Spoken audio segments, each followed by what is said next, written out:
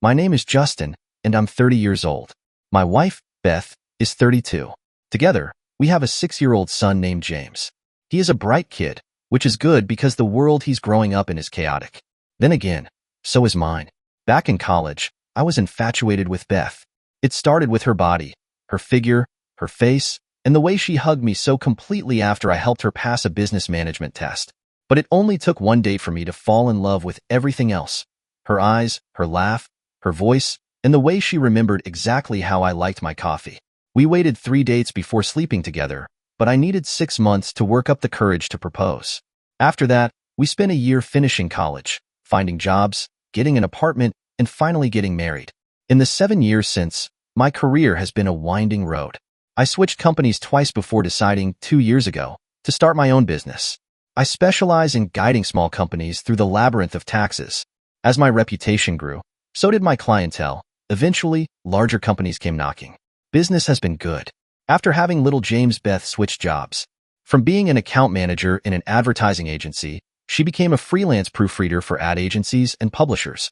It didn't pay much, but it allowed her the flexible hours a mother needs to keep house and raise a child while the father is out making money. She worked mostly when James was at school, or in the evenings when I could take care of him. Life was good to us. The house we lived in had been built with the bricks of the Ajemian dream, including a lawn, a picket fence, and 2 cars of recent make. Living a cliché can be very comfortable, especially for young families. But I never knew that our life also included this other well-worn cliché, a cheating spouse. My feelings when I found out surprised me. I felt embarrassed. Go figure. My wife acts like a common 304, and I am the one feeling embarrassed. I felt dumb for having trusted her. I had chosen her to be my only one, my best friend and soulmate, the mother of my child, and she turns it into a farce. Shouldn't she be the one to feel embarrassed, guilty, and ashamed, even before being caught? Yes, I know. I can be quite naive. I came home one day early from an ICT seminar. Of course, I had tried to contact Beth about the change in schedule. Her cell was down, and at home the voicemail picked up my call. I left a message and decided to try again after landing. When I waited for my luggage, I did try again and got a sweet and bubbling Beth. She had found my message and was excited to have me back early. I rushed to find a cab and hurried home. The unexpected treat of a free afternoon and night with my family made me feel like a little boy on Christmas morning. James was with her mother's, she said. She seemed as excited as I when she opened the door. She looked delicious, and I was horny after 2 days of bits and bites. We went straight up to our bedroom where we undressed in a hurry. I know, you'll call me stupid for not getting suspicious at once, but be honest. You would have been just as clueless if I hadn't given you warning. I was also handicapped by the fact that all the blood my brain needed was commandeered by a different body part. I was horny. She was willing. Thinking could wait. It waited through 2 rounds of snacks, a bottle of wine, and 3 hours of sleep before I woke up from a crowded bladder and slid out of bed. That's when I felt the sting of doom, right into the sole of my bare left foot. I cried out, making Beth stir. I lifted my foot to see what was under it. Then I picked up the object. I placed it on the open palm of my hand, where it gleamed in the ghostly light of the tiny night lamp. It was a cufflink. It felt quite heavy, made of real gold, it seemed. It had 2 connected square flat surfaces, a large one and a smaller one. The latter obviously to be worn on the inside. Both surfaces had a relief, making them look like seals on a signet ring. On the smaller one were letters, which made me wonder who owned it, and how on earth it could have ended in my bedroom, biting my foot. I turned around and watched Beth. She breathed slowly with her eyes closed. I rose and walked to the bathroom. The pressure of my bladder, nearly forgotten, returned with a vengeance. I emptied my fill, walked over to the small basin, and rinsed my hands under the faucet. The gold cufflink stared back at me from the white marble ledge where I had put it. I saw more detail now, in the better light. On the bigger square was a heraldic kind of seal, divided by a diagonal. The upper part sported a prancing horse. The lower showed 3 round dots, like a set of billiard balls. The smaller square had a more intricate pattern. It showed interwoven letters, maybe the initials of its owner. I saw an R. It seemed to be woven through the legs of an M, but there was also a C, RMC, CMR, MRC, MCR. So many possibilities, but what the hell? Beth wasn't married to an MCR or an RCM, was she? Besides, I never even owned a cufflink, but here it was, very male and lying under our bed in our bedroom. Tears pressed at the back of my eyes when the significance of it all started to seep in. My fist hit the porcelain of the basin. Stop it. I hissed through clenched teeth.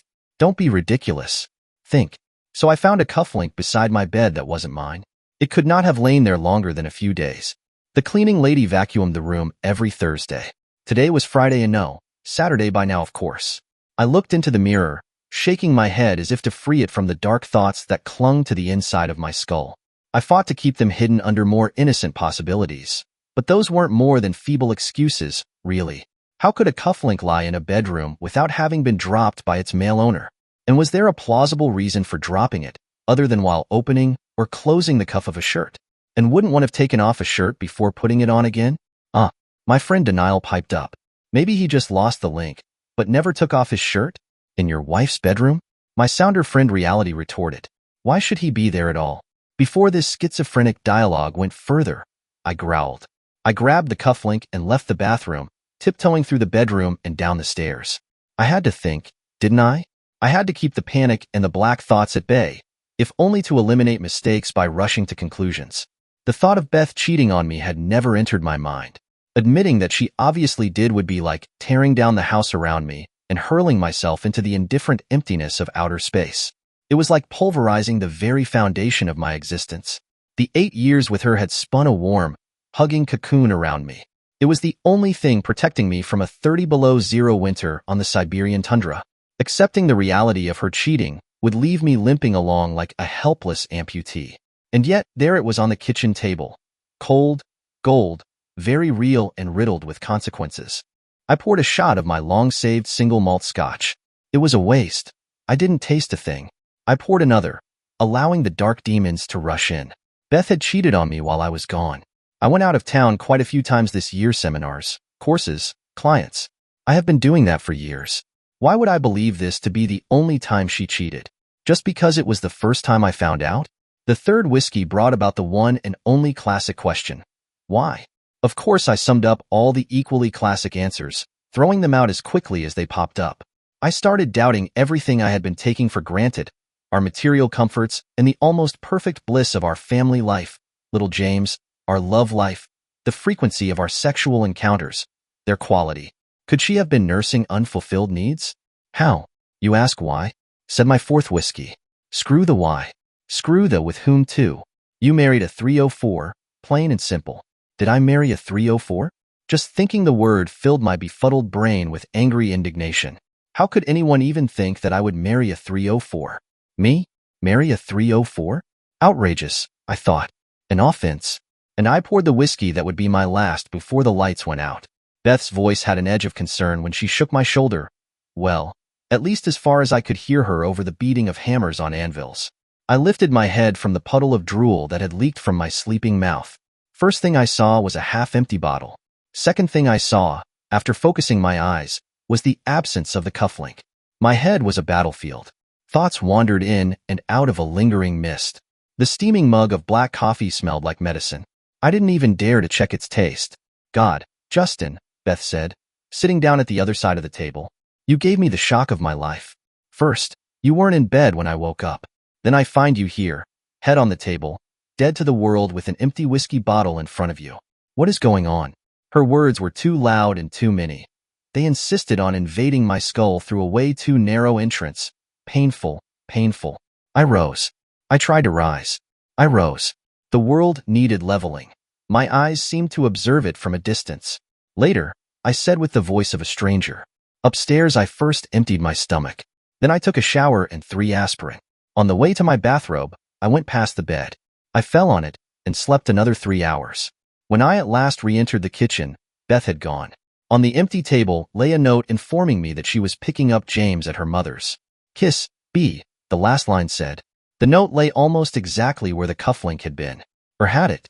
While drinking coffee, I wondered if I might have dreamt the whole thing. And then I wondered if it would be such a bad thing to believe that. Beth, for one, might find it convenient. Damn, why did I have to hit the bottle like that? James was a ball of energy, running into me full force.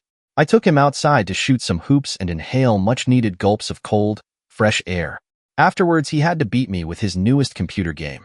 Another of the many gifts my doting mother-in-law spoiled him with. God knows where she finds the money, but he is her only grandchild. Beth stayed away from us. But maybe she always left us alone when we did our boy things. I tried to remember and couldn't, really, but I guess so. After receiving 3 sound beatings, I left the boy to it and returned to our kitchen. Beth was at the table, slicing onions and peppers. I smelled fresh garlic too. Beth believes in homemade food. I gladly help her eating it. The simple sight of domestic bliss brought the threat of tears to my eyes. Or was it the onions? I sat down. Beth, I said, there was a gold cufflink on this table. Did you find it? The sharp knife just kept doing its almost professional dance, very close to her fingertips. She never missed a beat until she finished the onion. Then she wiped the little white cubes off the blade and carefully laid the knife down before looking at me. A cufflink? You never use cufflinks, do you, honey? It was the perfect answer given with the perfect timing and the perfect face to accompany it. Even the slightly puzzled smile was spot on. Did you find it? I insisted. It was right here. No, she said. No cufflink. I found a puddle of drool and an almost empty bottle of booze. But no cufflink. And she picked up the knife to attack another onion. Beth never tears up when she does onions, I remembered. Come thinking of it, she doesn't cry a lot anyway, I thought. Should I tell her how I found the cufflink next to our bed? Or that it was a signet cufflink with an R on it and an M and a C? Should I ask her if she knew an RMC or an MRC? Maybe I should, but I didn't. What was the use? Her casual denial caused a great sadness to sink over me. The cufflink wasn't there anymore because she had found it. Maybe she had taken it to her lover already. On her way to picking up James? She would certainly have called him to allay his fears at discovering the loss. Anyway, I did give her a chance to come clear, or to seriously prove her innocence. She didn't either. In my college years, I have been drunk at parties, so I know how alcohol makes you forget things. But this time I had been sober when I found the damn thing. Moreover, I even remembered every detail straight through the haze of my later drunkenness. The cufflink had been there, and now it was gone. The only person who could have found and taken it was Beth, and she denied even seeing the thing. She blew her chance to come clean, and it made me unspeakably sad. Beth, I said, with a voice that was calmer than I felt, will you please lay down the knife and look at me? I have an important question. She looked up quickly, wide-eyed. Of course, honey, she said. I had her attention now, maybe even her worry. How did that cufflink end up beside our bed, Beth? It was her second and last chance. She rose and walked over to me, wiping her hands on her apron. She bent down, reaching for my shoulders. Her eyes held mine. Then she shattered my world. Please, honey, she said with her warmest, most concerned voice. What is this about a cufflink? I really don't know what you mean. I never saw it. Not beside our bed and certainly not on this table. I just stared back, shaken by her calmness. Darling, she went on, you must have been drinking a lot. Why was that, anyway? You never drink. It scared me. I took her hands off my shoulders and rose. Beth, I said, fending off her attempt to hug me. I shall leave you alone for a bit, so you can think of a better story. I went upstairs and collected a few things like underwear, clothing, and my laptop. When I came down again, Beth protested as she saw my bag. She tried to stop me, but I went into the garage, into my car, and out on the street. I saw Beth in the open door when I drove off. Knowing where to go was easier than knowing what to do. I felt miserable. There was the supposed betrayal and the obvious lying from a woman I'd loved more than myself for almost 9 years. There also was my son. Not seeing him would be hell. And then, of course, there were the minor but manifold pains of missing all the automatic comforts and securities of my life. My house, my bed, the easy rhythm of things, and all the other certainties that I took for granted until they disappeared. A hotel room shows its true face when it becomes your only room. It is boring, impersonal. It is a place where time grinds to a halt and seconds become minutes, minutes become hours. TV gets like a black hole, sucking your mind empty. You read, but the words don't register. They only allow you more time to dwell on your misery. The few friends I had were out of town or otherwise engaged. My mom and brother live half a continent away. So I went out to escape my room, just to discover that bars and cinemas, malls and restaurants are even more apt at giving you a feeling of loneliness. Isn't it remarkable how being alone emphasizes that all the other people are not? Going to work on Monday was a relief, until Beth called me, around 10 a.m. I had closed down my cell phone all through Saturday and Sunday, but there was no way I could do that at work. I decided to take her third call, if only to tell her not to bother my poor secretary. Beth was in tears, but they were angry tears, soaking the remains of a well-nursed rage. She accused me of making her worry when I kept myself unreachable all weekend. I told her to stop it, or I would hang up. She did not hear me. So when she went on wondering how I could have done this to her and little James, I disconnected the phone. I also told my secretary to keep her away from me.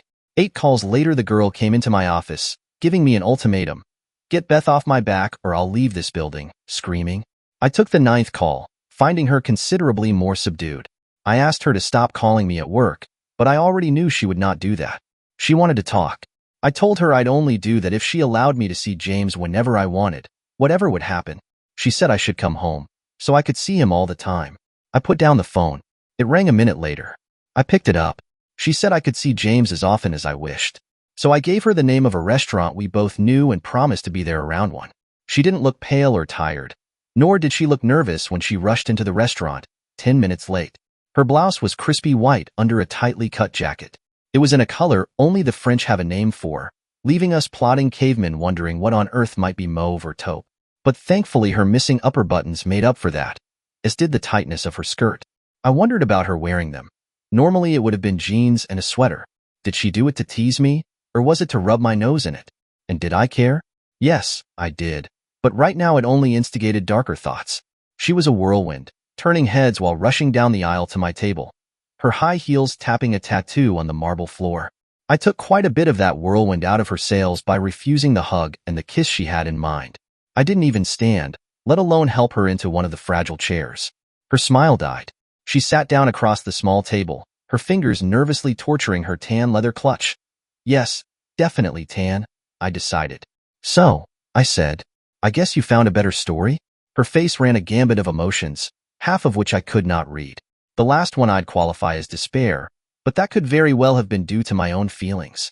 Honey, she said and paused, closing her eyes and opening them again. Her voice was thick with controlled emotion. Or was it indignation? I don't need a story, truth will do. Why are you so cruel? I came here to tell you how very concerned I am with you, with us. Just imagine. We make the most wonderful love and the next moment you are zonked out, draped totally drunk over our kitchen table, an empty bottle of booze before you. And all you rant about is a goddamned cufflink. Now how would you have felt in my place? I just stared. Then a waitress interrupted us. Neither of us seemed hungry. We ordered coffee and water. Now how would you have felt, Justin? She immediately went on after the girl left. I got scared out of my mind. You get up, go vomit in the bathroom, and phase out again on our bed. I go pick up James, having an awful time not to betray my obvious distress to my mother. And when I get back, all you want to know is how a cufflink I've never seen ended up in our bedroom. Then you pack your things and leave. You left me, Justin, and I didn't sleep a wink all night. I wondered how she could look this good after sleepless nights. And lastly, I wondered why I wondered about things like that. Beth, I said finally, you are right. This isn't a better story. It isn't even a story at all. The only thing you do and have been doing is trying to convince me that I was too drunk to think straight, and that I should worry about my mental condition. Why do you do that, Beth? She gasped, not unlike a fish out of the water. Her hands crept towards mine, clasping them. I don't think you are crazy, honey, she said. I love you and I worry. Something must have happened. I read about how people change when they have a stroke. You should see a doctor, honey. You really should. A freezing cold crept up my spine. She wouldn't. How could she? With a voice that seemed to come from a distance, I said, no need to worry, Beth. I am as healthy as a horse, or maybe not a horse but the stupid ass you must think I am. One that believes your lies, whatever you say. Her eyes widened. They moved left and right, quickly. Oh dear God. Honey, she whispered. I don't lie. There never was a cufflink on the table, ever. Please, you must believe me. Her eyes stopped moving now. Her voice had turned warm and sincere. Her hands squeezed mine. Her lips even trembled slightly. It broke my heart. Why do you defend him so, Beth? I asked. Is he so important to you that you'd rather break my heart than break your secret? The sound was a kind of mewling until it turned into a tortured scream. She threw away my hands, kicking back her screeching chair before stomping out of the restaurant, leaving rows of baffled faces behind. Before the door's side closed, I called after her. I'll come to see James tonight. All faces in the restaurant turned my way. I shrugged. I did come over to pick up James that night. We took a hamburger and fries to the park, where we practiced baseball. It became kind of a tradition in the weeks that followed. He never asked what was wrong. He's a clever boy. Beth didn't call me anymore during the days and nights that followed. I only called her if something came up concerning my visits. We never said more than our highs and byes when I picked him up or brought him back. I stopped drinking and started reading. I also began to take my membership of the fitness club more seriously. I never liked the sweaty machines, but I loved doing mindless laps in the 25-meter pool. Beth was a member too, but I knew she only went on Saturday mornings. As far as I knew anything about her anymore, that is. One night I ran into Roger, or rather, I swam past him about 30 times. I only recognized him when we both climbed out of the pool. He looked good, toned and tanned. I remembered his long, muscular torso from the time we both swam at college. He grinned when he saw me, cleaning his left ear with the tip of his towel. His hair had thinned, I saw, and I wondered why that made me feel good. "Justin," he said, walking up to me, clasping my hand. "Roger," I answered. We shared a drink at the health bar. We had been good enough friends at college, which was remarkable as Roger back then had all the traits of the classic jock when I already showed the nerdy signs of the future being counter I became. Most of our conversation was about reminiscing old times, shared acquaintances, and the whereabouts of the men and women that made up our circle of friends back then. Roger left immediately after graduation to start his career in Europe.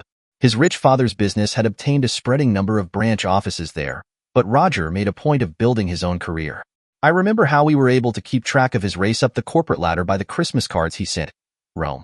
I remember Paris, London, and St. Petersburg. But as often is the case, our contact tapered off until there was nothing left. Remarkably, while we reminisced, he never asked about Beth. I told him we had a child and that we were still together. I left it at that. When we were back in the locker room to shower and get dressed, he told me that he'd returned a few weeks ago.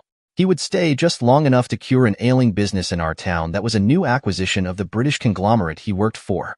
A mere stepping stone in his irrepressible march to the top, I supposed.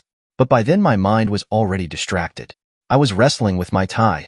I hate the damn things. When I saw in the mirror how Roger slipped on a big ring.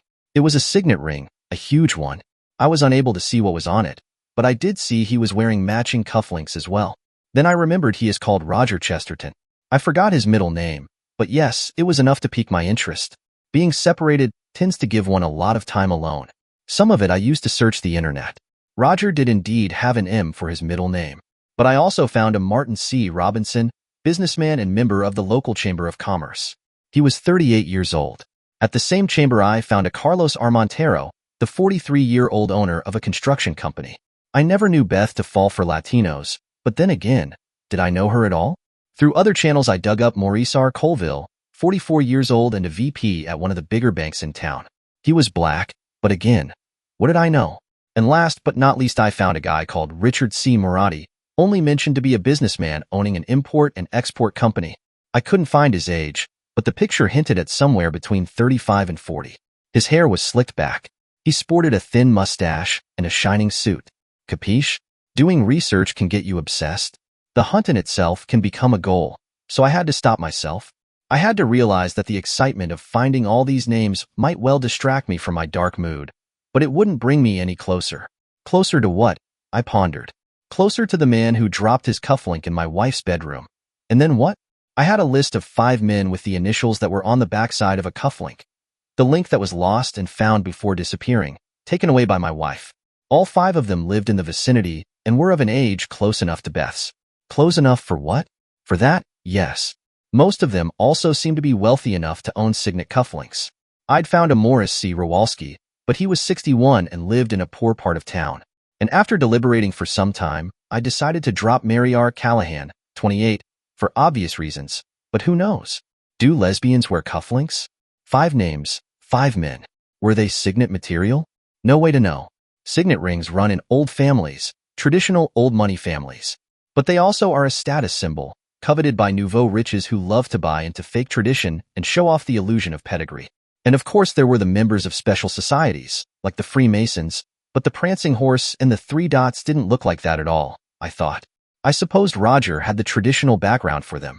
He never wore them in college, but I guess he didn't want to flaunt his conservatism in a liberal place like that. Ricky the mobster might also sport them for quite different reasons, but it would disappoint me in many ways if Beth screwed around with guys like him. I chuckled wearily, as if the kind of a-hole she screwed would change my disgust for her actions. But honey, I don't screw mafiosi, I screw aristocracy. The whole tawdry exercise started to annoy me. What were my options, anyway? To research each one of them? Even seek them out and confront them? Sir, do you own signet cufflinks? I found one in my wife's bedroom. Or should I find a private detective and ask him to do the job for me? I slammed my laptop shut and went swimming. So did Roger, obviously. We once more had a drink afterwards, but we didn't talk much. He was in a hurry. Before he left, he asked if I played golf. So I offered to introduce him to my club next Saturday morning. He proved to be a great golfer. Of course he would be. He also offered me part of the business of the local branch he visited. A sudden inspiration made me invite him to our house the next day. Bring your wife. We'll do a nice barbecue. He accepted, but told me his wife had stayed back in Paris. He would go back there after tying up his little problem here. I called Beth after he left and said we needed to talk. She seemed nervous about it, telling me she was at the mall and wouldn't be home until dinner time. I said that was fine. I would make dinner. She said James would be staying over at a friend. Even better, I answered. She didn't ask why I said that. She seemed in a hurry. So I got food and wine for dinner and meat and salad for the barbecue. I also bought beer and a toy for James. I hesitated over a bunch of pink roses, but decided against it. Then I returned and bought them. The house felt empty, not just because there were no people in it. It seemed as if some essence had leaked away. But of course, this must all be just in my mind. I started by inspecting the bedroom. There was nothing out of the ordinary, not with the bed or the bed stands, not with the closets and the drawers. There were new clothes, nice ones too, but they were all hers. Same with the bathroom, no male toiletries, no extra toothbrush, no cufflinks lying around. Of course she could have run home to clean up after I called, but somehow that didn't seem likely. Nevertheless, I inspected the waste bins. I even went down to the cellar. No results there either. Then I took a shower and dressed in a fresh shirt and slacks before going down to prepare dinner. She arrived around 6:30. She didn't rush in, nor did she smile, hug, or kiss. She wore jeans and a sweater, plus 2 bags carrying the names of trendy fashion shops. The word that might describe her best was wary.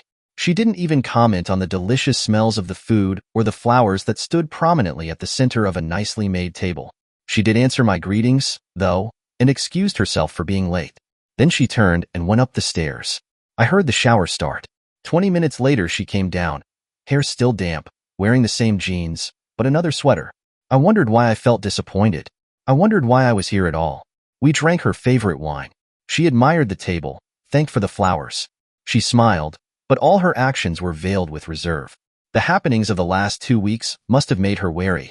My running off, the refusal to take her phone calls or answer her emails, the dressing down at the restaurant, the cold attitude when I picked up James, and who knows, the continued visits of her lover?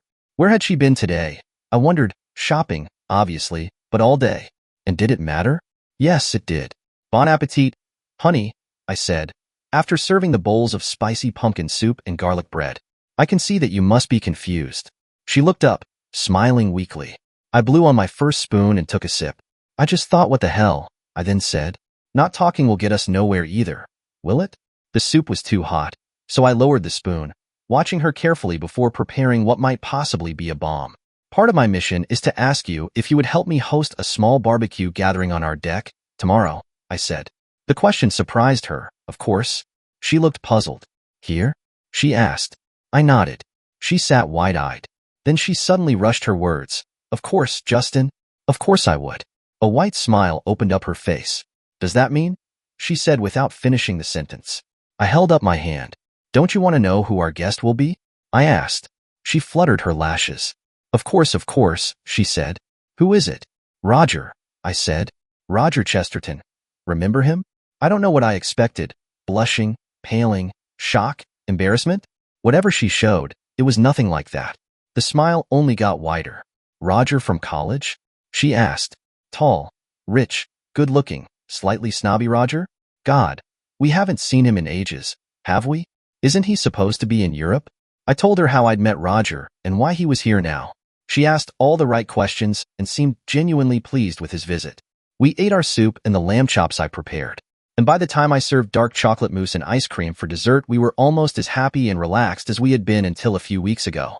Almost. We drank coffee on the couch. Then I said I had to leave. She'd see me again next morning. That was when she started crying. It almost touched me. When I drove back to my dreary room, I wondered if I wasn't an a-hole as well, be it not the aristocratic type. The barbecue went on famously. Next afternoon, Beth wore her casual jeans and a jersey sweater. Like yesterday. No dolling up for me, but neither for Roger.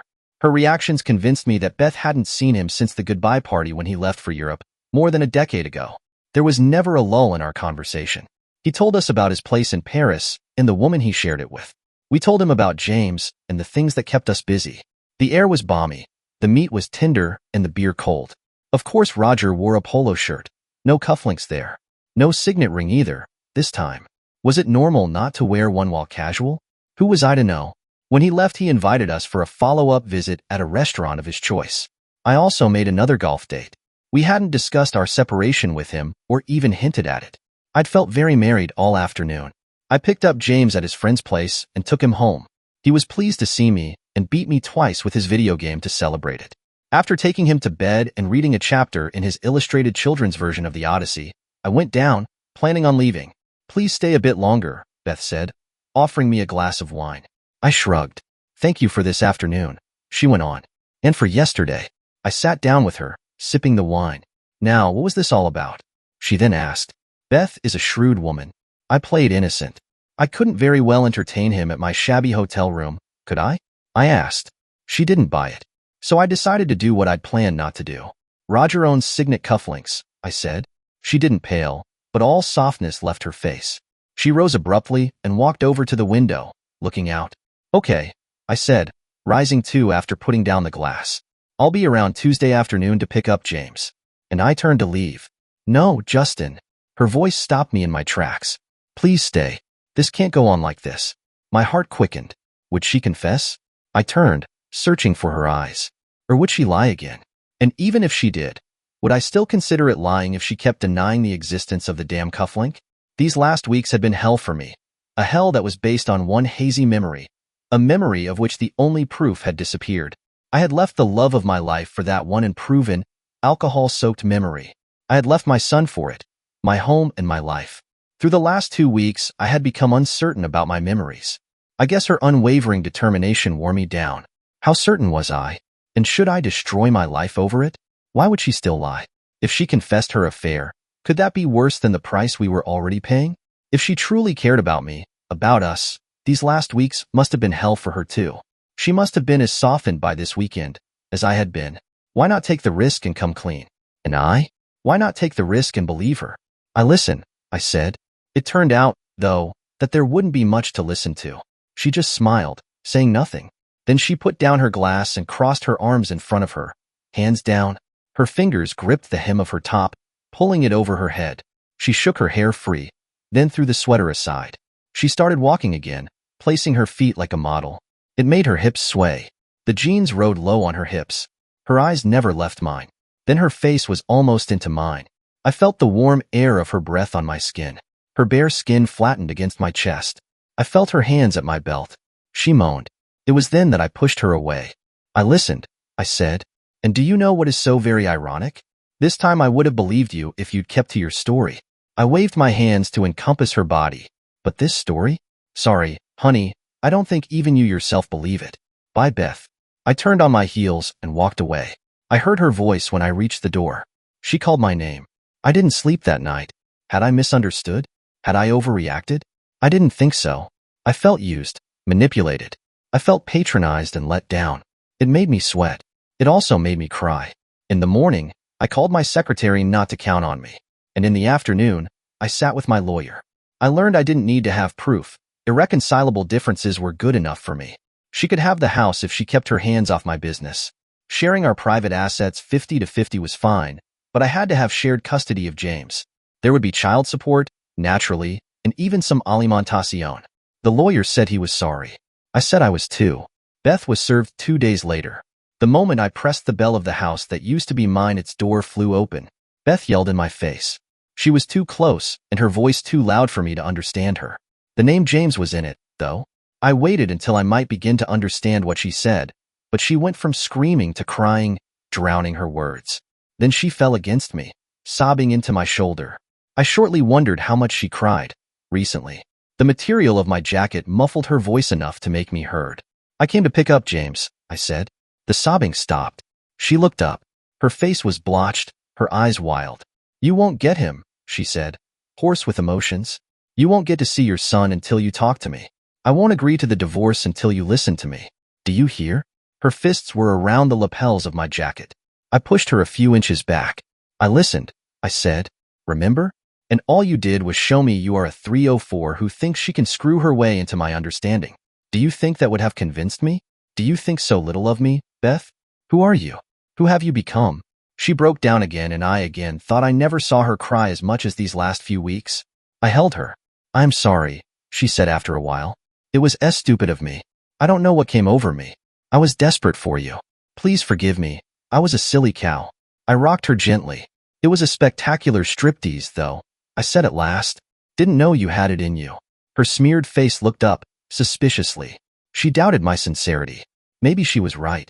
Beth, I said, what can be so horrible that you'd rather ruin our marriage than tell me? She let go of my embrace, still sniffing. I handed her my handkerchief. She promptly used it to blow her nose. It made her look like a 13-year-old suffering from a spectacular cold. Could I ever not love her? But then she said, nothing. I told you over and over there is nothing. It is all in your mind. You tell me I lie. So I try not to repeat what you consider a lie. I try to show my love by seducing you, and you divorce me. Now who is the crazy one here? She shook, but I felt shaken too by her last words. You still call me crazy? I asked. Then I saw the faces of our neighbors peep through their curtains. I took Beth's shoulder and pushed her inside, closing the door behind me. You still think I am crazy? She looked up at me. The 13-year-old had gone. The tears and the redness had stayed. A less attractive combination. How could I not? She asked. A belligerent note crept back into her voice. You accuse me of making a male cufflink disappear that you allegedly found in our bedroom. I never saw that goddamn cufflink. The exploding voice made my ears ring. Fearing the consequences of her sudden outbreak, she grabbed my shoulders and almost whispered, sorry, honey, I shouldn't scream, but please believe me. Maybe it was something else? Maybe you never brought it into the kitchen? You drank a lot, darling. Maybe your memory was, compromised? I rubbed my tired eyes. Darling, I said, using the endearment without thinking. You were so damn adamant about the thing not existing that I started believing you. And then you thought you had to be clever and throw in your body. But you only cheapened us and all we ever had. Do you really think that a piece of crap and a quick BJ would get you off the hook? That I would want to be married to a woman like that? Who do you think I am? She shook her head wildly. It wasn't like that, Justin. I was at wit's end. You didn't believe me, so what could I do? I already said I am sorry. I am sorry too, Beth, I said. I am sorry I let you talk to me. First you try to screw me into believing you. And now you try to screw with my head. No, honey. Oh, please don't ever think that. She cried out. But I pushed her hands off of me and turned to leave. The thud I heard behind me made me turn back. Beth had fallen to the floor, unconscious. People falling down and staying down, unmoving, are a scary sight. Whoever they are. This was my wife of 7 years, the love of my life, the mother of my only child. She looked pale. She looked awful. It scared me shitless.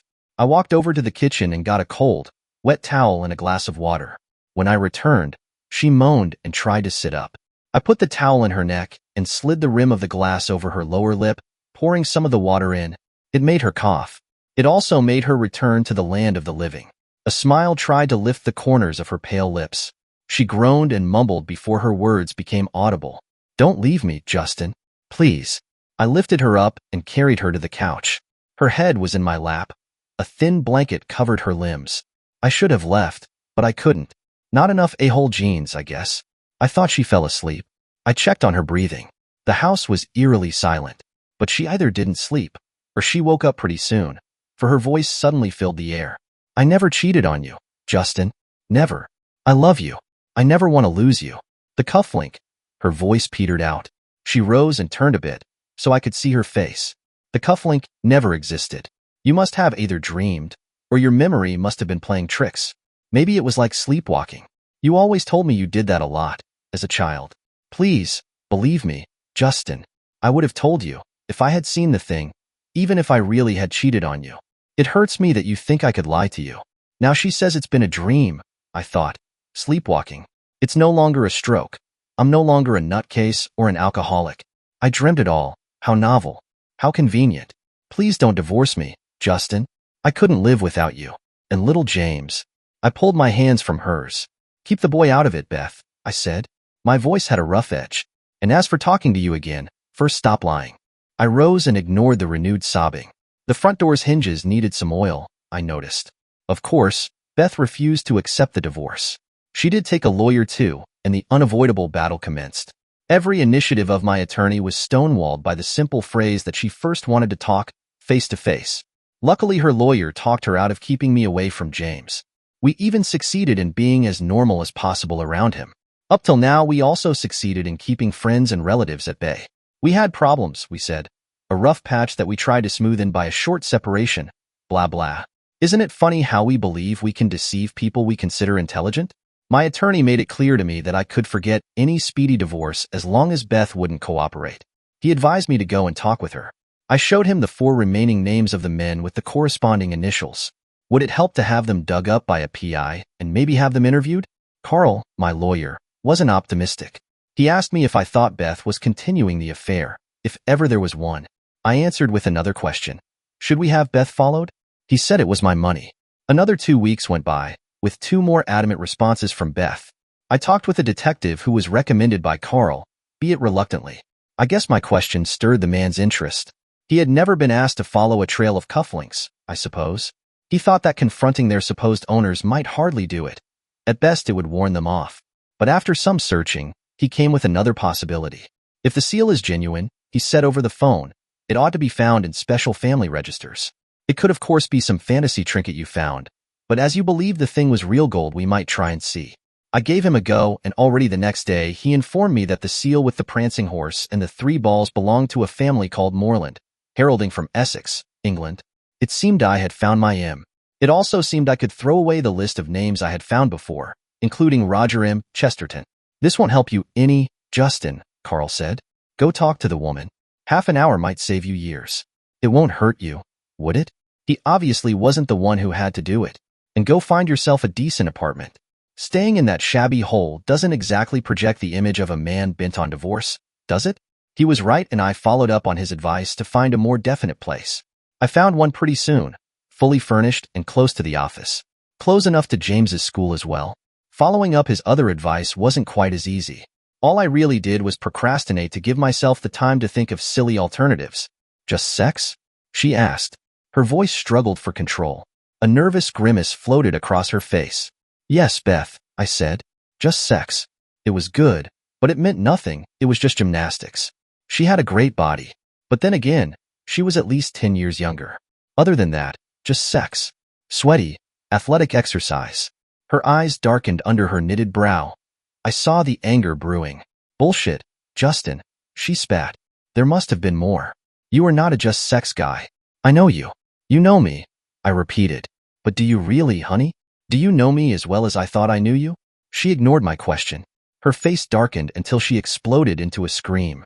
You a-hole. For months now you harass me with your childish accusations and your trumped-up allegations about men dropping their cufflinks in my bedroom. No doubt after screwing me. You accuse me without a trace of proof. And now you tell me you cheated on me? She rose, her arms forward, fingers clawing into an invisible throat. Get out. You cheating a-hole. You'll never ever see your son again. I'll divorce the pants off you. Get out. Get out of my life. I stood and grabbed her arms when she attacked me. I held her tight, our faces close. I started laughing, stunning her into silence. I lied, Beth, I said. The words dropped calmly into her sudden silence. I never cheated on you. Never. Ever. You are right. I could never do that. She gasped as if lacking air. You lied? Yes, I said. Why? She asked, stunned, her voice distracted. Why lie? I followed her wandering eyes, trying to capture them. Why indeed? I said. It must seem crazy, but I had to find a way to let you feel how it is to be lied to. I obviously couldn't tell you I didn't cheat, like you did, so I had to use the reverse way. On the other hand, who knows? Maybe I am lying now and wasn't before, or the other way around. Getting dizzy. Honey, I only have your word, don't I? Just as you only have mine. How does that strike you? Her sails had lost their wind. Her arms went limp with her sagging shoulders. You lied, she mumbled. Maybe, I said. Maybe not.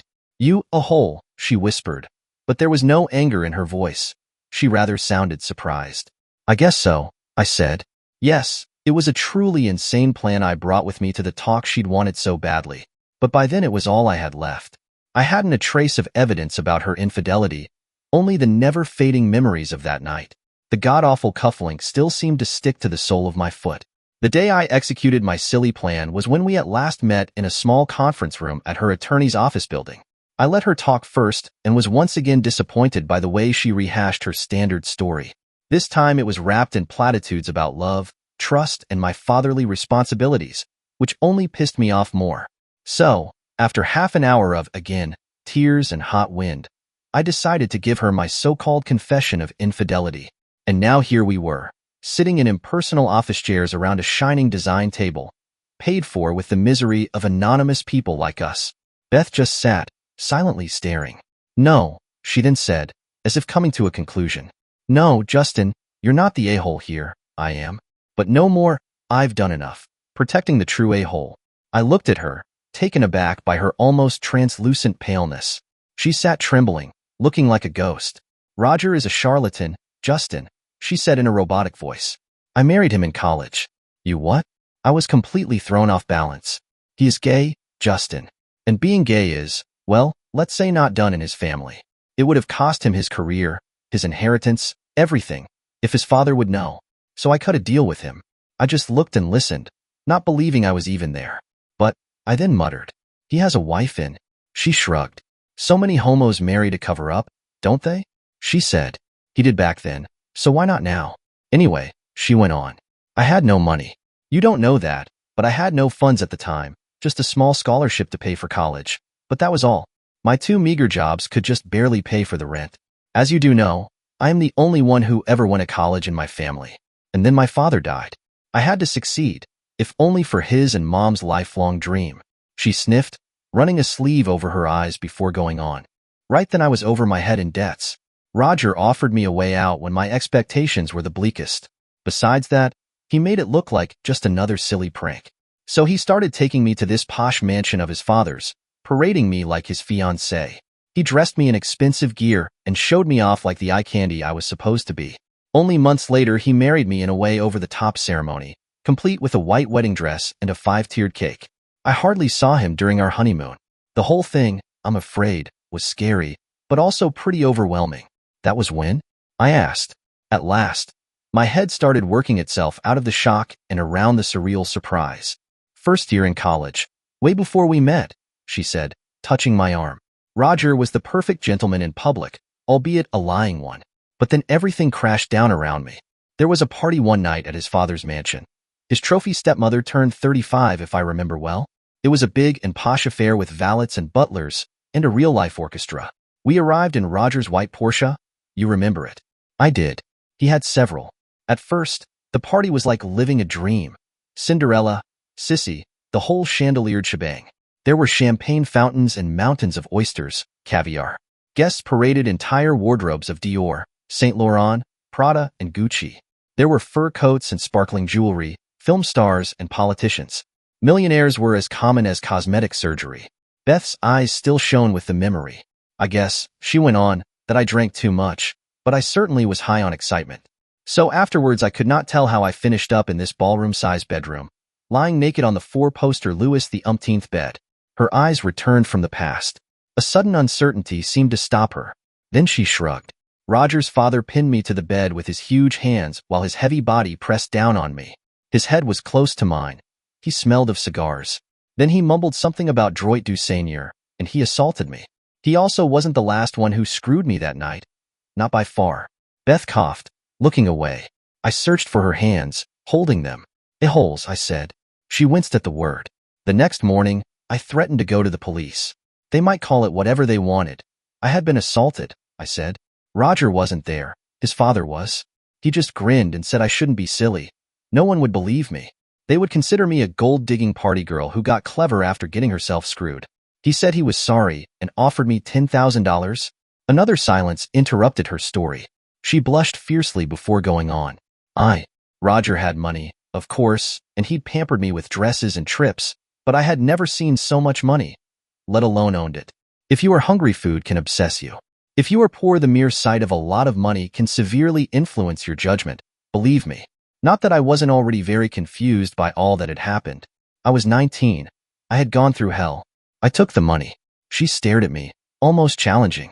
I stared back until her eyes turned away. 3 weeks later, I missed my period. I was pregnant, and of course I had no idea who the father was.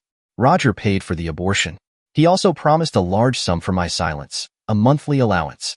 I didn't even have to blackmail him, but I had to collect the money at his father's. It soon became all too clear what the money was really for, but by then I was past caring. I was a little rich, mentally wrecked girl. I dropped out of college for a year. These goddamned a-holes, I said, surprised by my vehemence. I'll kill them. Don't, she said. They're not worth going to prison for. I shook my head, but of course she was right. Besides, she went on, this is not the whole story. In the end, you may think differently. I only discovered that her hands had been in mine when she started sliding them out from between my fingers. I am thirsty, she said. Would you pour me some water? I got a glass and filled it from a pitcher. The noisy ice cubes were the only sound. She sipped. Then she smiled an uncertain half-smile. I was crazy for a while, she said, picking up the story again. It was a stretch of parties, one might call them, I guess. Exotic trips, too. I was in private planes and on private yachts. There were tropical islands, big cities. I lived in incredible villas and square-mile penthouses. There was no limit on my credit cards. No walk-in closet was big enough for my wardrobe. There were lines of white powder, too. And I have never been as constantly screwed as during that year. She fell silent again, her eyes down. Her fingers strangled her glass. She looked up. Sorry, she whispered. I cleared my throat. What made you change back? She stared at me as if the question confused her. Yes, she said at last. Change back. She took a gulp of water, making the ice cubes tingle. It happened at a business trip to Vegas, 10 months after it all started. I lay on a huge bed after a night of limitless sex. I knew none of the participants, just that there had been many men, women too. By then they had all left, leaving me sprawled amidst smelly pillows and dirty sheets. The sun pried at my caked eyelids. Well, anyway, I was a mess. And I realized there had been way too many mornings lately when I had been this same mess. Hair and skin caked with cum, powder clinging to my burning nostrils. I crawled off the bed. On my way to the bathroom, I broke down. The silence was perfect.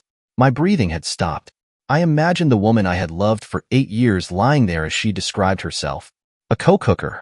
A screwed-out company hooker. The room started spinning. Ball rose in my throat. Her voice came from a distance. Are you all right, Justin? Oh God. I feel so awful and I am so sorry. I can understand why you'd want to get rid of me. That's why I couldn't tell you this. Not when we met, not after. And certainly not after we had little James. I am so sorry, Justin. Justin? I must have been a sight, stumbling over a chair, trying to reach a wastebasket and throwing up in it. My head glowed like a light bulb. My throat retched with dry heaves. I stank. When I felt her arm around me, my tears found a way out. I guess I'd been pretty loud. Carl, her lawyer, and a secretary rushed in, uttering their concern. I told them I would be all right, probably a bug or something I ate. You know? I freshened up in the bathroom and returned. Beth was fussing over me like a mother. She said it was all right with her if I wanted to go home and maybe lie down. I wondered if she might be talking for herself. She looked pale. No, I said. We aren't finished, are we? That at least sent a blush to chase the paleness away. No, she said. We aren't. But could we go? Someplace else? Maybe outside? I thought she had a point. A few minutes later, we walked into a nearby park. The air was lovely. Her hand searched mine, but I refused to take it. What happened after you broke down? I asked. Being forced back into her story obviously bothered her. It had been sweet to just walk together. A cloud settled on her brow. She started. I woke up in a hospital. The doctors told me I was on the brink of total exhaustion, partly caused by the pills and cocaine I took. And the sex marathons, of course, but they never said that. They weren't entirely clueless, though. An hour later, the police visited me. FBI, I think. They had all kinds of questions. Apart from Roger's family and a few others, I had no names for them. The herds of men in my beds had always been anonymous. It was hard to even remember a face without mixing it up with others. She grinned sarcastically, but her eyes were cold. After they left, I fell into a deep sleep and woke up the next morning. There was a woman at my bedside. She was a psychiatrist. Without meaning to, I gave her the whole story. It must have been due to my weakness, but it ended up being the best thing I could have done. When I flew back here, 3 days later, I had an appointment with Susan Atkins. You know her. I did. I'd been told she was an old friend, though. She often dined with us. You never told me she was your therapist? She wasn't, Beth said. She is. I stared past the lawn to a glimmering pool. Two little boys were busy launching a toy sailboat. You have many secrets, Beth, I said. Too many. I heard her sigh. Her hand once again touched mine. And again, I refused to acknowledge it. In the next few months, I took therapy, she went on. I avoided most people except family. Curiously, Roger never called me or came looking for contact. In the second semester of the next year, I started attending college again. Now you know why I struggled with business management. I had fallen behind. You may wonder why I decided not to change colleges, but I did not want to leave my mother alone. Thanks to all my therapy, avoiding Roger proved to be quite easy, especially after he apologized. You see, he is just this little gay boy, crushed by his awful bully of a father. He was really sweet when he handed me an annulment of our marriage and quite a sum of money. I hesitated about the money. Then I decided I would use it as a fake trust to finance my studies. I also used part of it to pay off Mom's house. Must have been quite a sum, I said. I guess Roger was afraid you might blackmail him and betray his homosexuality to his father after all. I wondered if I cared. Yes, she said, chasing a bee with her hand. There was that, of course. But there was guilt too. As I said, Roger isn't as tough as he wants us all to believe. He's been bullied all his life, partly growing up without a mother. I think he really felt guilty for letting his father do to me what he did. Bullshit, I said, looking away. She shrugged. Anyway, she went on. They left me alone. And then I met you, and it all became moot. I snorted. Clueless me, I said. Stupid Stevie. It must have been easy to keep the moonstruck idiot in the dark about your past. You must have had a ball with Roger Rabbit, joking behind my back. I sounded bitter because I was. Her sharp intake of breath was followed by both her hands grabbing me. No, she cried out. Never. Oh please, Justin, never say that. Don't destroy all we have. You were the best thing ever happening to me. You are. My love is real. I love you, Justin Miller. God, did I hate being called that. I shook myself free and rose to walk away a few steps. I had to be away. She sat with her face in her hands, but I couldn't see or hear her cry. I became friends with the creep. Goddamn it. I said. We partied, did trips. We even studied with him at our flat, and you never told me. I invited him last week, and you were happy and relaxed around him, all the time keeping this secret from me. Who do you think I am? Who are you? She looked up. I saw now that she had indeed cried. It was you I was in love with, Justin. I still am. Nothing else mattered. Nothing else does. Another bullshit lay on the tip of my tongue, but I swallowed it. I guess mostly because I felt it wasn't bullshit. I walked away a bit farther before turning again, watching her. What about the cufflink? I asked. I heard a million words, and we still haven't arrived at the wretched thing. There was silence. It lengthened until it seemed to get a life of its own, filling up with the buzzing of insects and the twitter of birds. There were excited cries of the boys at the lake, but at the silent center of it all was her face, closed like a clam. What was it about that damned cufflink? How could it be more difficult than what she already told me? Roger was in the past, or was he? Had he been visiting her? In the bedroom? Was that it? Had he never been gay after all? I exploded. My God, Beth. I know that the cufflink is Roger's. His initials were on it. So was he in your bedroom while I was gone? Did you lie about him being gay? Did you screw him for old time's sakes? Are you still with him? Do you want to leave me for him? Talk to me, Beth. Her head started to slowly shake left and right. It wasn't Roger's, she then said, almost whispering while a new paleness spread to prove she could be whiter still. I slumped down on the bench right across from hers. So it had been true. There had been a cufflink and she knew whose it was. She'd lied and denied and lied a bit more, just to keep it a secret. She'd even used James to beat my brow. You lied to me after all, I groaned. You told me I was sick, that I had dreamt it all, that I was a delirious drunkard. You did everything to keep me from knowing what you knew all the time. You'd rather drive me away from James than tell me the truth. Who are you, Beth? How could you? Who are you? She broke down crying. Not just crying, bawling. I rose, feeling my knees tremble. Then I walked out of the park. I found my car and drove. I just drove. I'm afraid I drank again. At a bar, I met a few people who thought they'd found the same solution to similar problems. As the night progressed, we learned to understand each other better and better. In the end, the barman thought it wise to keep my car keys. I didn't want to disappoint him. The cab driver had a problem understanding my directions, which wasn't so strange. I hardly knew where I was. Next morning the phone rang too early, 10 o'clock, but 12 o'clock would have been early too, as would have been 3 in the afternoon. When I got the delusive a-hole, it went to voicemail. Please, a voice with a crack in it said. Please, Justin, call me. I'm alone. I'm sad. I'm sorry. It was Beth, of course. The one voice I didn't want to hear. The one voice I ached to hear. Maybe I was still drunk, or maybe I am indeed a sentimental dope, but I called her. We were both silent for a while. She probably was as stunned as I was by my actually calling. I'm so scared, she said at last. I'm still drunk, I answered. Maybe our physical distance caused it, or our disembodied voices. Or maybe it was the emotional exhaustion that gave me the feeling that we really talked for the first time since the damn cufflink bit my foot. The truth was not so much in what we said. It was in the sound of our voices. I told her I admired her courage. Yes, she said. Not bad for a coward. I heard her giggle, knowing that she didn't want to, but couldn't suppress it. Humor is such a sneaky intruder, always looking to be misunderstood. The more courageous, since I think the truly bad part still has to come, I added. This only provoked silence. You still there? I asked. Yes, she said at the end of a mighty sigh. Can we talk? She asked. Talk some more? But we do talk now, don't we? She sighed again. I love to hear your voice, she said. But I have to see your face too. Why? I asked. To see if I'm lying? Damn, I thought. Who needs smart asses? I deserve that, I guess, she said. It started a new silence. How much will it hurt me this time, Beth? I asked at last. The easy intimacy had gone. We were back in Iceland. You said you wanted the truth, Justin. So yes, it will hurt. It will hurt us both. Her voice trembled. Swing, 2 o'clock, I said, and she knew what I meant.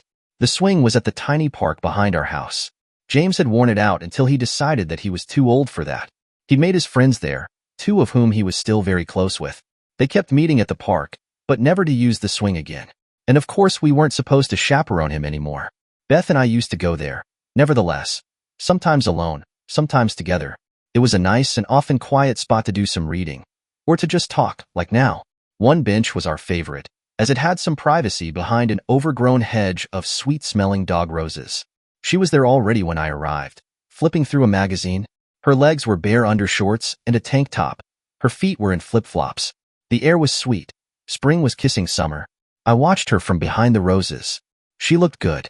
When relaxed, her face had this touch of innocence, even in her mid-30s.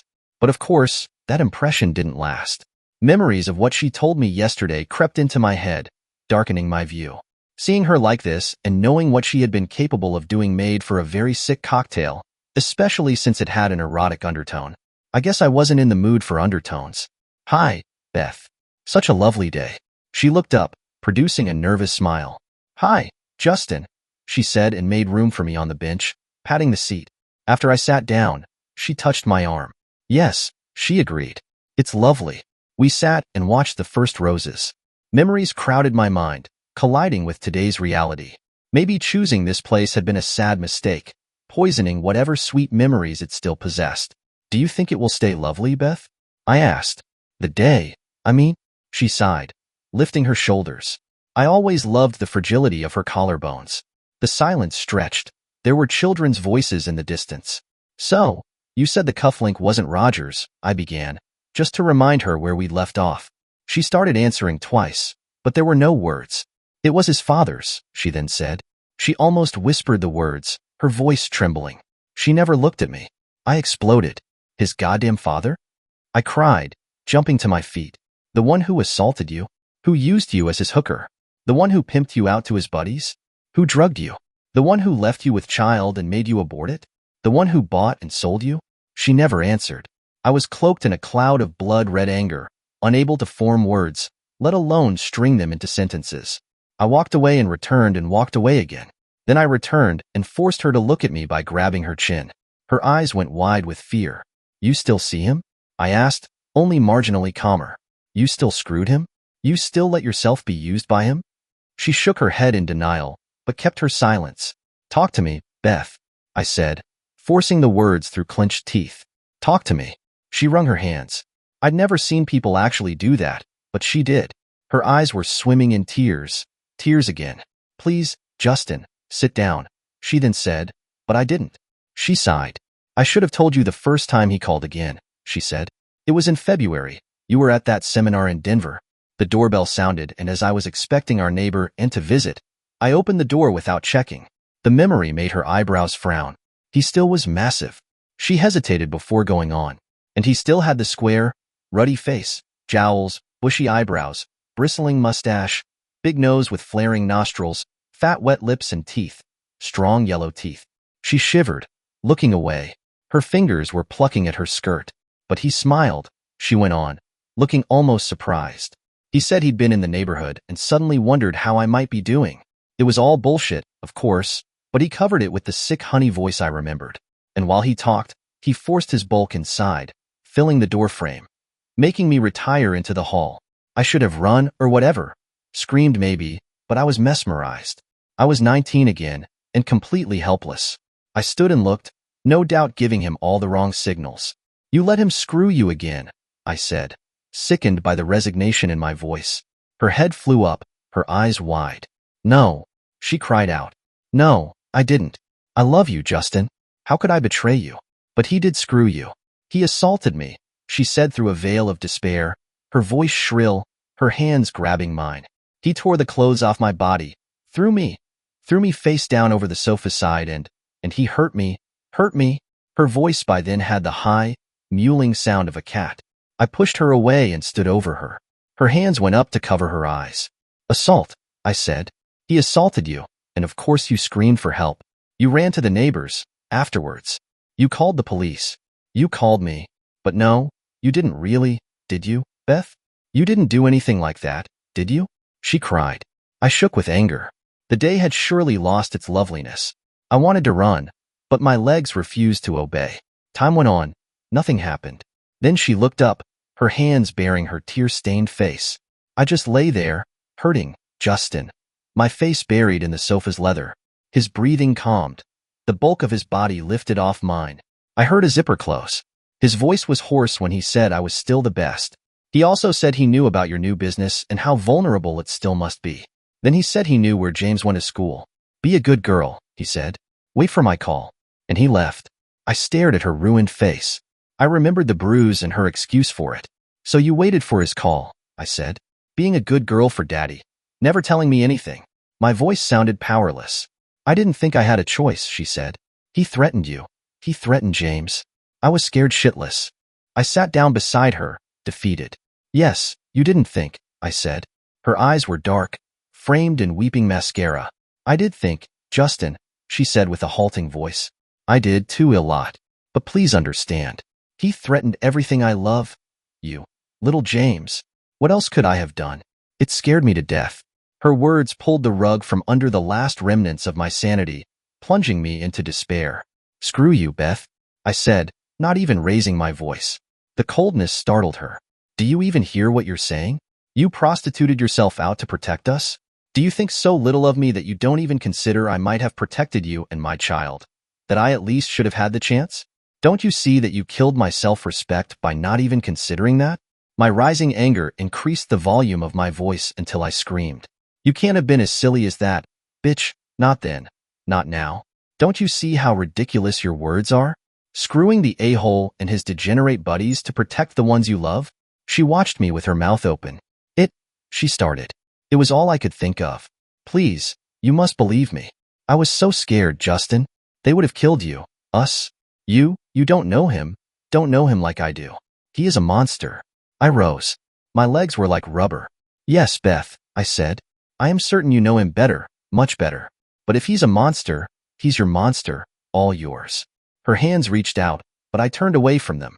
There will be new divorce papers, I said. I won't let you keep James. Not like this. Goodbye, Beth. And I left. It was a silly bluff, of course. No way could my attorney have made it stick. I can write up any fairy tale you'd like, he said, including evil mother witches and bloodthirsty trolls. But you don't have a shred of evidence, do you? All you know is what she told you, and she won't testify surely. She would risk losing custody if she did. He shrugged. Stay with the papers we already got. Make her sign them, and find a way to live with it. She didn't sign, of course, not even our first, generous version. Part of me was infuriated by it, the angry part. Another part was just paralyzed. The part of the silly lover who still didn't want a divorce at all. Divorce? What would it get me? Freedom? The very word made me chuckle. I'd never be free. Who's free when he still loves the bitch that tears the heart from his chest? All I would be was the bitter long-distance father of a torn-up boy. A child that might not even be mine, really. Last February, she said. I have only her word for that, don't I? The next few weeks I lived alone in every sense of the word. I worked a lot, as it was the only way to avoid the demons that waited at home. Home? Sorry, I mean the apartment I lived in. I missed holding, smelling, kissing Beth. I missed reading my son from his children's odyssey. I could only hope he missed it too, just like I hoped he missed beating me in a video game or going to the park to practice ball. But how could I miss them? A woman who obeys another man and a child that might not be mine either. Beth called and emailed me, mostly to offer me time with James. I never responded. For 2 murky months, I was one sorry son of a bitch.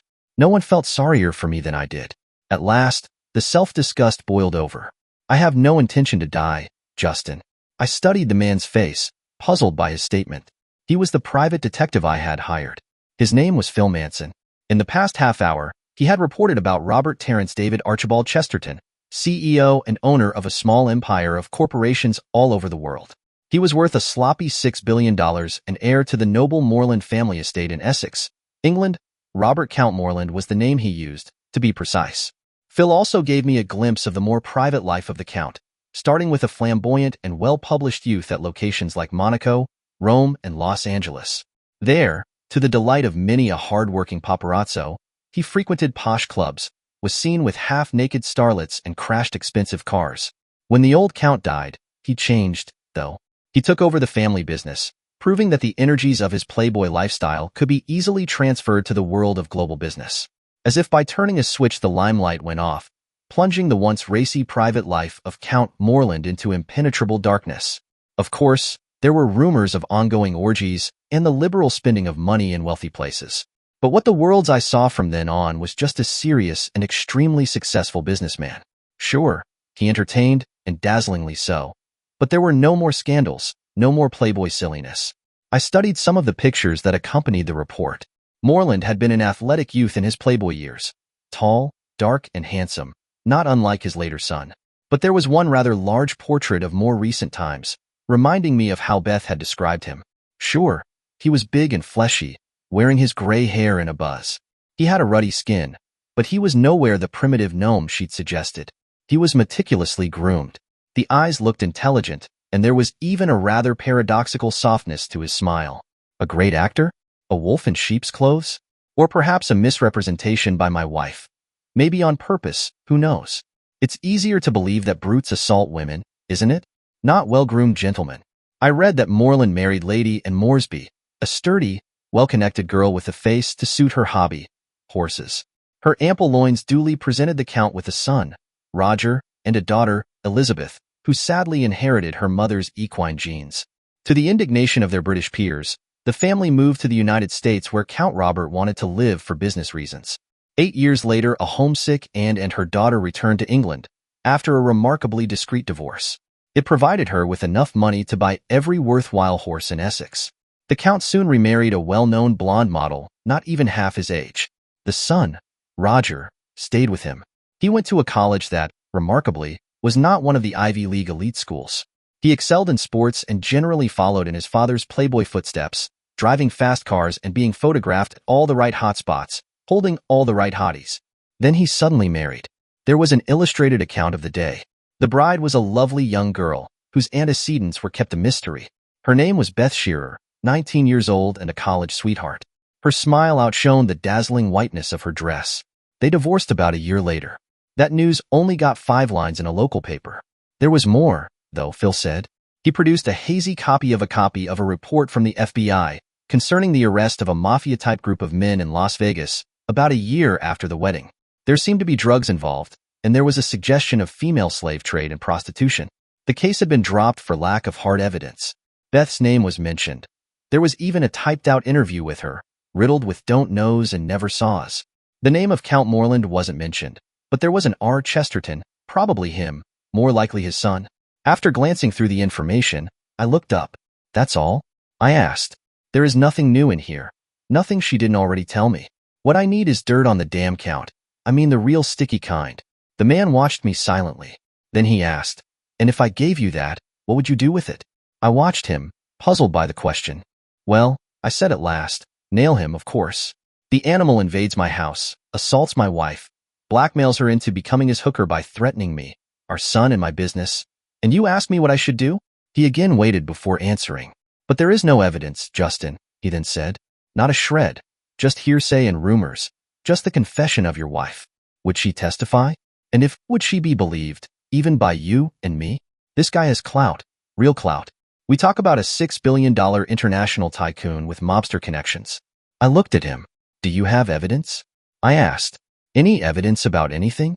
That's where he made the statement of not being ready to die. It was the first moment I realized the dizzying depth of the shit I was in and the utter improbability of ever getting out. Phil did produce evidence. Not of the a-hole screwing my wife, but of his real business. There were printouts of phone calls, copies of memos, letters, balances. There were pictures of him shaking hands with U.S. senators, with organized crime capos, rogue state leaders, and weapon dealers. But there was never anything explicit, only the proof that Moreland moved in bright as well as shady circles. If this was evidence of anything, we might just as well drag every politician, businessman, or lawyer into court. "So, he is a badass," I said, leaning back. "How many years in prison do you get for badassery?" Phil shrugged. "You asked what I got. This is what I got." I remembered his statement concerning the possible ending of his life.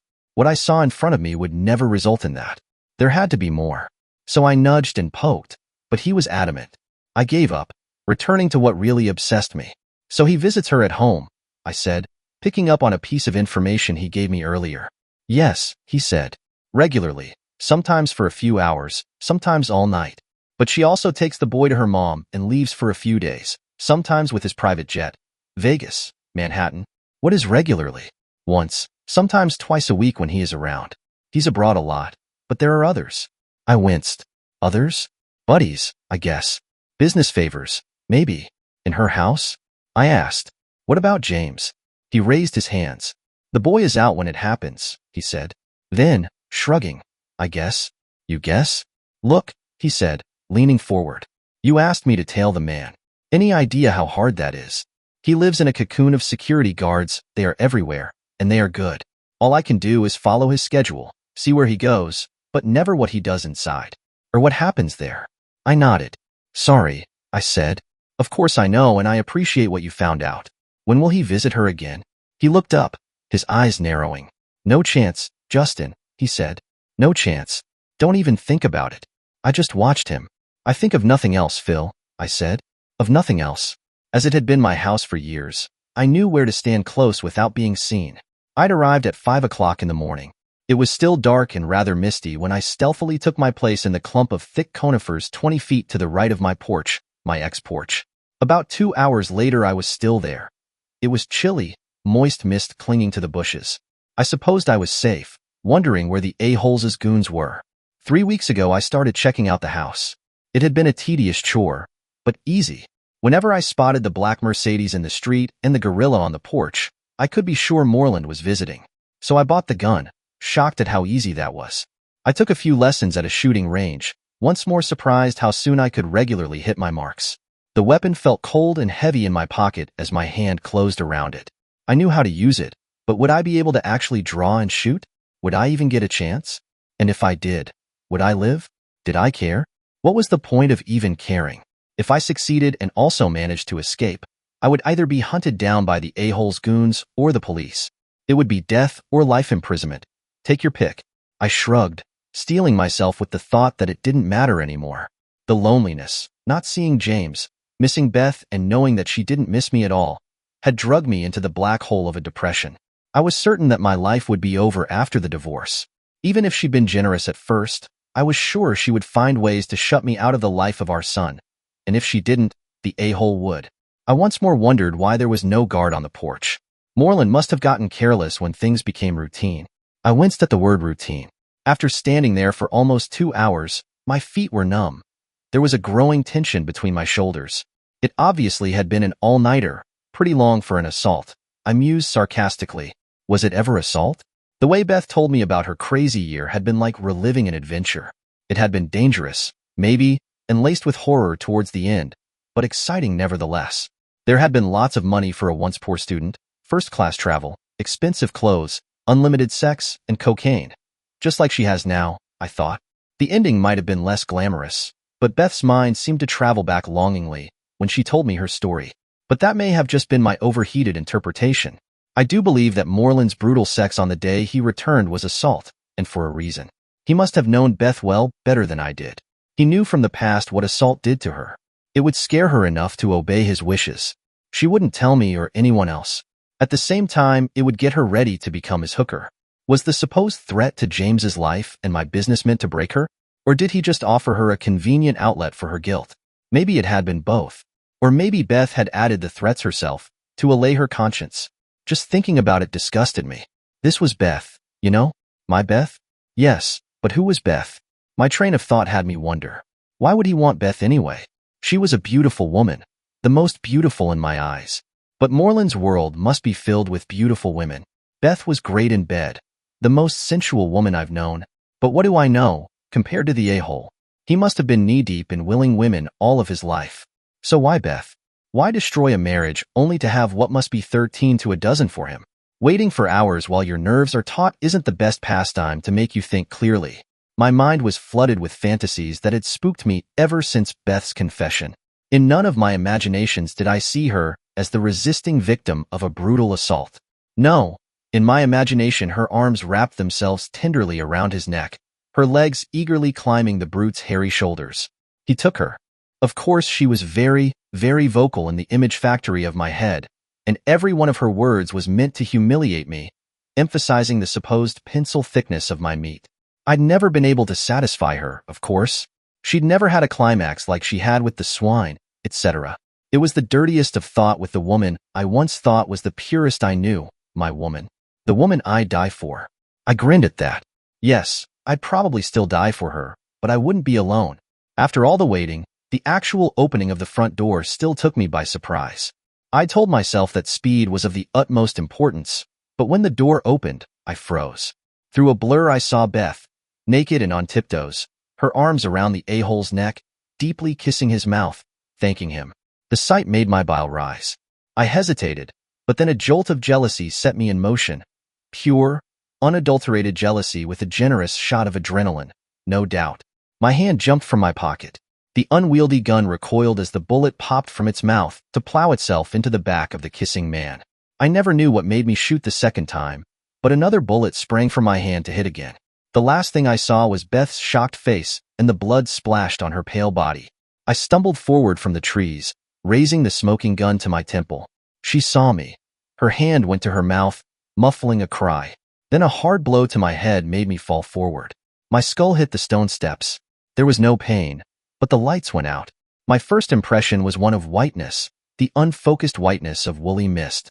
It cleared and slowly turned into sheets and walls and nurses' uniforms. My head throbbed, but I was awake and I had no doubt whatsoever about where I was and why. I was in hospital and there was someone I knew at my bedside. "Hi, Justin," he said. "Good to see you made it." "Moreland," I croaked, having to clear my throat to get the name out. Then realization hit my befuddled head. I lifted it off the pillow, only to feel a dazzling jolt of pain. I groaned. "Moreland?" I said again. But you are dead. I killed you. And then I shot myself." He chuckled, a grin stretching his smug face. He touched it with his fingertips. "Obviously not," he said. I squinted to read his eyes. "You're here to finish me then," I concluded. It made him laugh again. "Not at all," he said. "I'm here to thank you." What he said should have surprised me, but I wonder if it showed. It must have been the concussion. Go try and surprise a man who has just returned from what he supposed was death. You won't succeed. At best he'll listen, but the miracle of being alive will be such an overwhelming competitor to anything you might say that you shouldn't expect a response. So I hardly reacted. He must have taken it for incredulity. "I really do, Justin," he said. "I know you hate me, and rightly so, but you can't possibly have hated me more than I hated my son." I still didn't respond, but it didn't seem to faze him. "Ah," he then said. "You don't know, of course. Roger is dead as can be. You killed him. Of course you thought I was he, but what's the difference? He screwed your wife, so you killed him." He chuckled. "Never knew you were this motivated, Justin." and this deadly. Okay, I said. So you're here to avenge him. He laughed even harder. For a dangerous man, you can be quite dense, Miller, he said. Didn't I tell you I hated him maybe more than you hate me? I am here to thank you. His hand grabbed my shoulder, sending a shot of pain up my head. I winced. He apologized. The police, I said. They must have been around already. Moreland kept grinning. They will be here sometime soon, I guess, he said. When they hear you can be investigated. I'm afraid you won't be able to explain away the dead body on your doorstep. That's where the thanks are for, you know.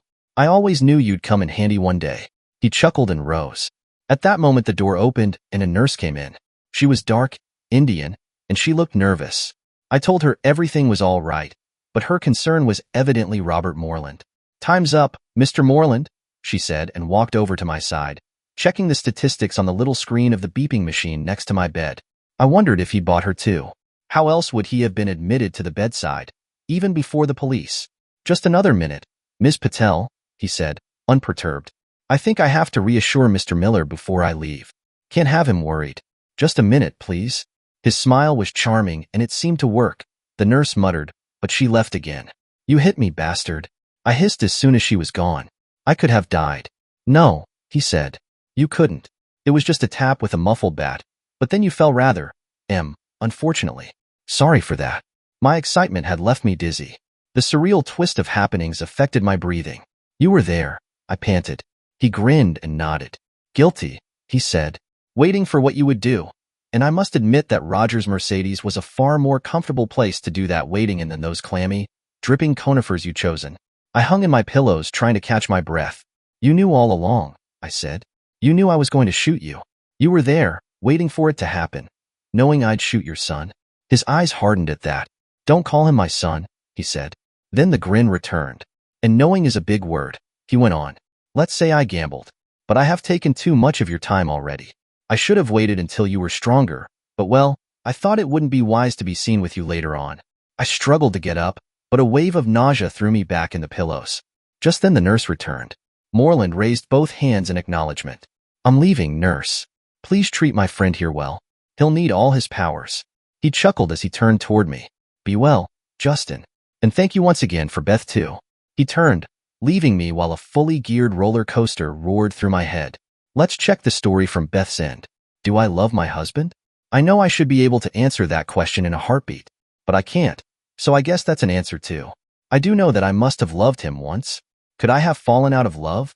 Or at least out of thinking I loved him? Many people say you can't fall out of love. If you do, they say, it can't have been true love to begin with. Well, love or true love, life isn't what the books say, or what Hollywood tells us, for that matter. My life never was. And I never fell in love with my husband. I slowly slid into loving him. So maybe I just as slowly slid out of love? Maybe I did, but I didn't slide out. I slithered. I am Beth, wife of Justin, mother of James, and I know my husband loves me. I know he even loves me today after all I did to him. It would be easy to ridicule that love as a cuck's delusion. It seems to be all the rage, nowadays. I did. But the crazy thing is, I envy him for it now. Yes, I know it sounds sarcastic, but I mean it. I would give an arm and a leg for being able to simply love a person. I'd love to love someone the way Justin loves me. For one thing, it wouldn't have got me where I am now. I do know that I love little James. I don't even need a nanosecond to say that, which of course speaks volumes on the quality of my love for my husband. You have heard what happened between Justin and I, or at least, you think you know what happened. But you don't, not really. That is not because he lied to you or kept you in the dark. No, Justin would never do that. But he can't very well tell you what he doesn't know, can he? He quoted others, but he can't vouch for their truthfulness. Justin has been lied to a lot, by me and by Roger, but mostly by me. I would love to say that I lied to protect him from a truth that might have destroyed him and our marriage and the safety of our son. But of course, I did it also to protect my more personal interests. Does that make me evil? Maybe, but what options did I have? How honest can a person like me be for her own good? Can she be honest at all? I guess this is all beside the point. I was neither evil nor honest. I was just weak. It is something I hate to admit, but yes, I was a weak and selfish person who needed to hide behind the excuse of assault to enjoy her pleasures free of guilt, and then crave for more. I was a slave who feared one thing the most, to lose her chains.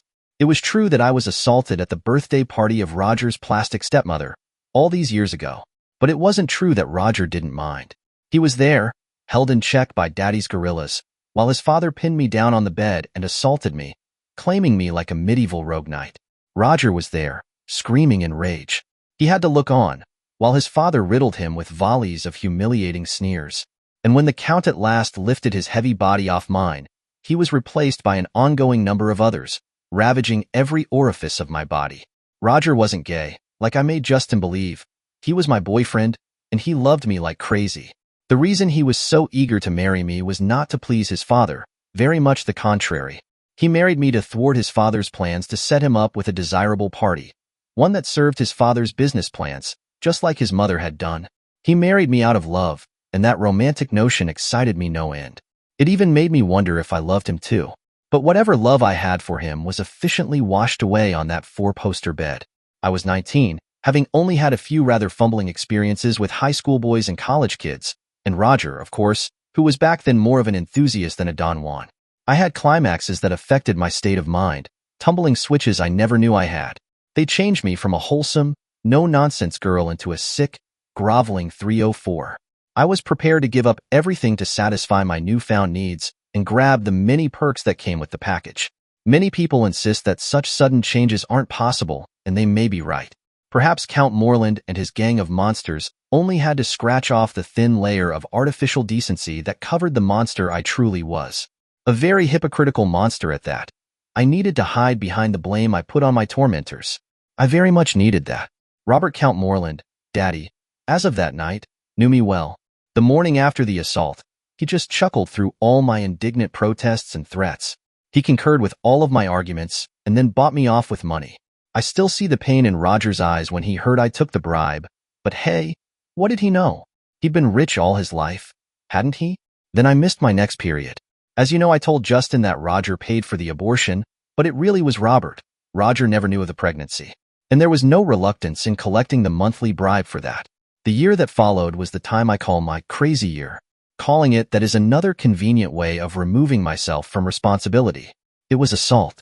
I had no say in it, I assured myself, knowing perfectly well that I could have stopped any moment. But I didn't want to stop, did I? I just had to find a way to live with it. So I embraced the excuse of being helpless. They'd robbed me of my freedom. I praised my glittering cage, secretly fearing the day someone might reveal that its door had never been locked. Crazy year might have been an excuse, but I truly was a mental case when I woke up at that hospital. The first face I saw wasn't a nurse or the psychiatrist I told Justin about. It was not even the police. It was Roger. It made me wonder. I had hardly ever seen him that year. Had he at last stood up against his powerful daddy? Or had his father finally tired of the 304 I had become? I don't know. I do know that I hadn't seen Count Moreland for weeks toward the end of my roller coaster ride. It was mostly his cronies and business friends that screwed me by then. Total strangers, really. I guess Roger hooked me up with the psychotherapist. She was good. Later on I learned that she also was a liaison to Roger, who'd never stopped having these romantic notions about loving me. After recovering and returning to college, I told him I was thankful for rescuing me. I would never have made it without him. But I started turning him down when he asked for a date. I guess I used rather lame excuses. In truth, I wanted a clean slate. I didn't need him to help me remember the shameful disaster. Of course, I never told him that. You know me by now. I started to avoid him and began dating Justin. It was a conscious move to fight my way back into sanity, Justin being the epitome of sanity. Roger was part of the craziness that almost ruined me. At least that was what I told myself. Fear and guilt made me place the causes of my ruin outside myself. It seemed the shortest way to recovery, so I had to avoid him and everything else connected to the year of disaster. Yes, I guess I was always better at being selfish than at being fair. Through the next year, I gradually convinced myself that Roger accepted the new reality. I had a hard time understanding why he kept hovering around, though, even becoming friends with Justin. I only much later understood that Roger Chesterton might well be the most patient person on this earth, trained to perfection by a cruel father and the impossible circumstances of his youth. If I'd been sensitive enough to care for his pain, I might have discovered the telltale pattern of an obsessive stalker, but I guess I wasn't and I didn't. I just slid into love with sweet Justin, gladly drowning in his sea of normalcy. It was a deceptively calm ocean, though. It neatly covered the deep, eternal storm that raged at its seabed, throwing up dark clouds of long-forgotten emotion.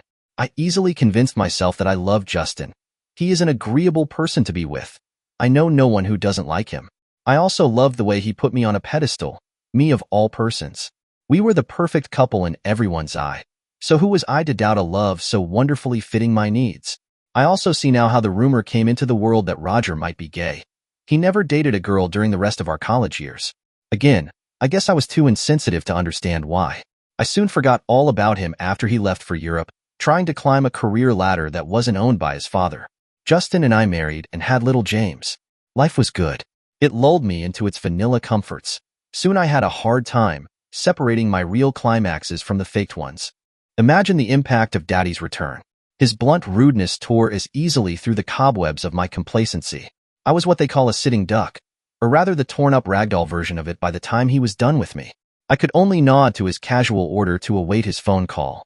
I was repossessed, pushed back over the flimsy fence I had built between my old, outrageous self and the farce of married mommyhood. The childish fairy tale of my marriage had ended.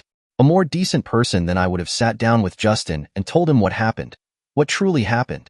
But I am a coward. Of course I am. How else could I have been weak enough to fall that easily for my tormentor again?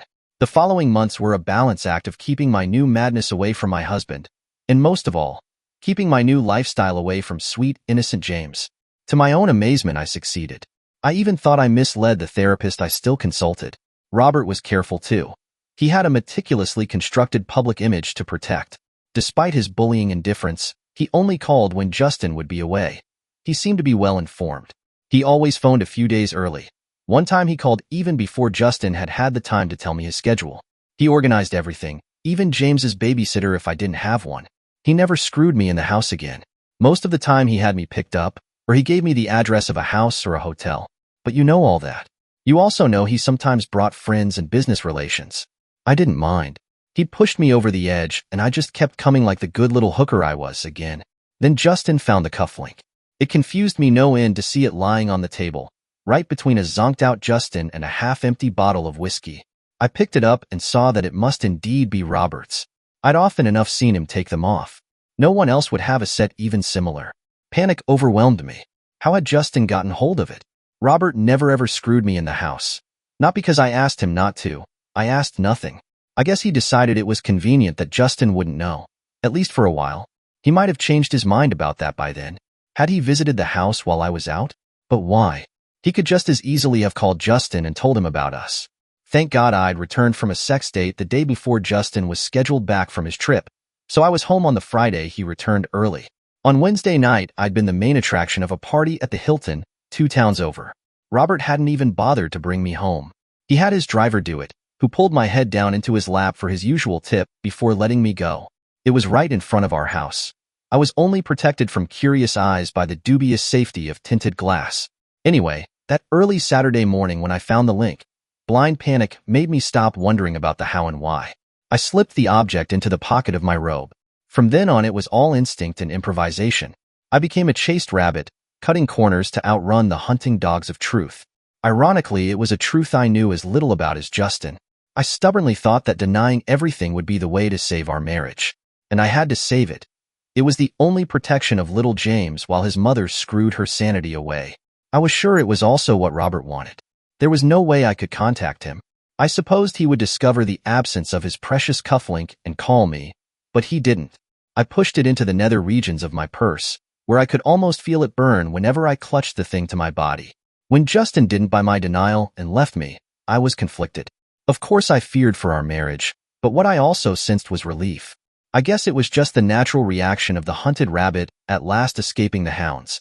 The constant intensity of Justin's eyes and his questions had worn me down.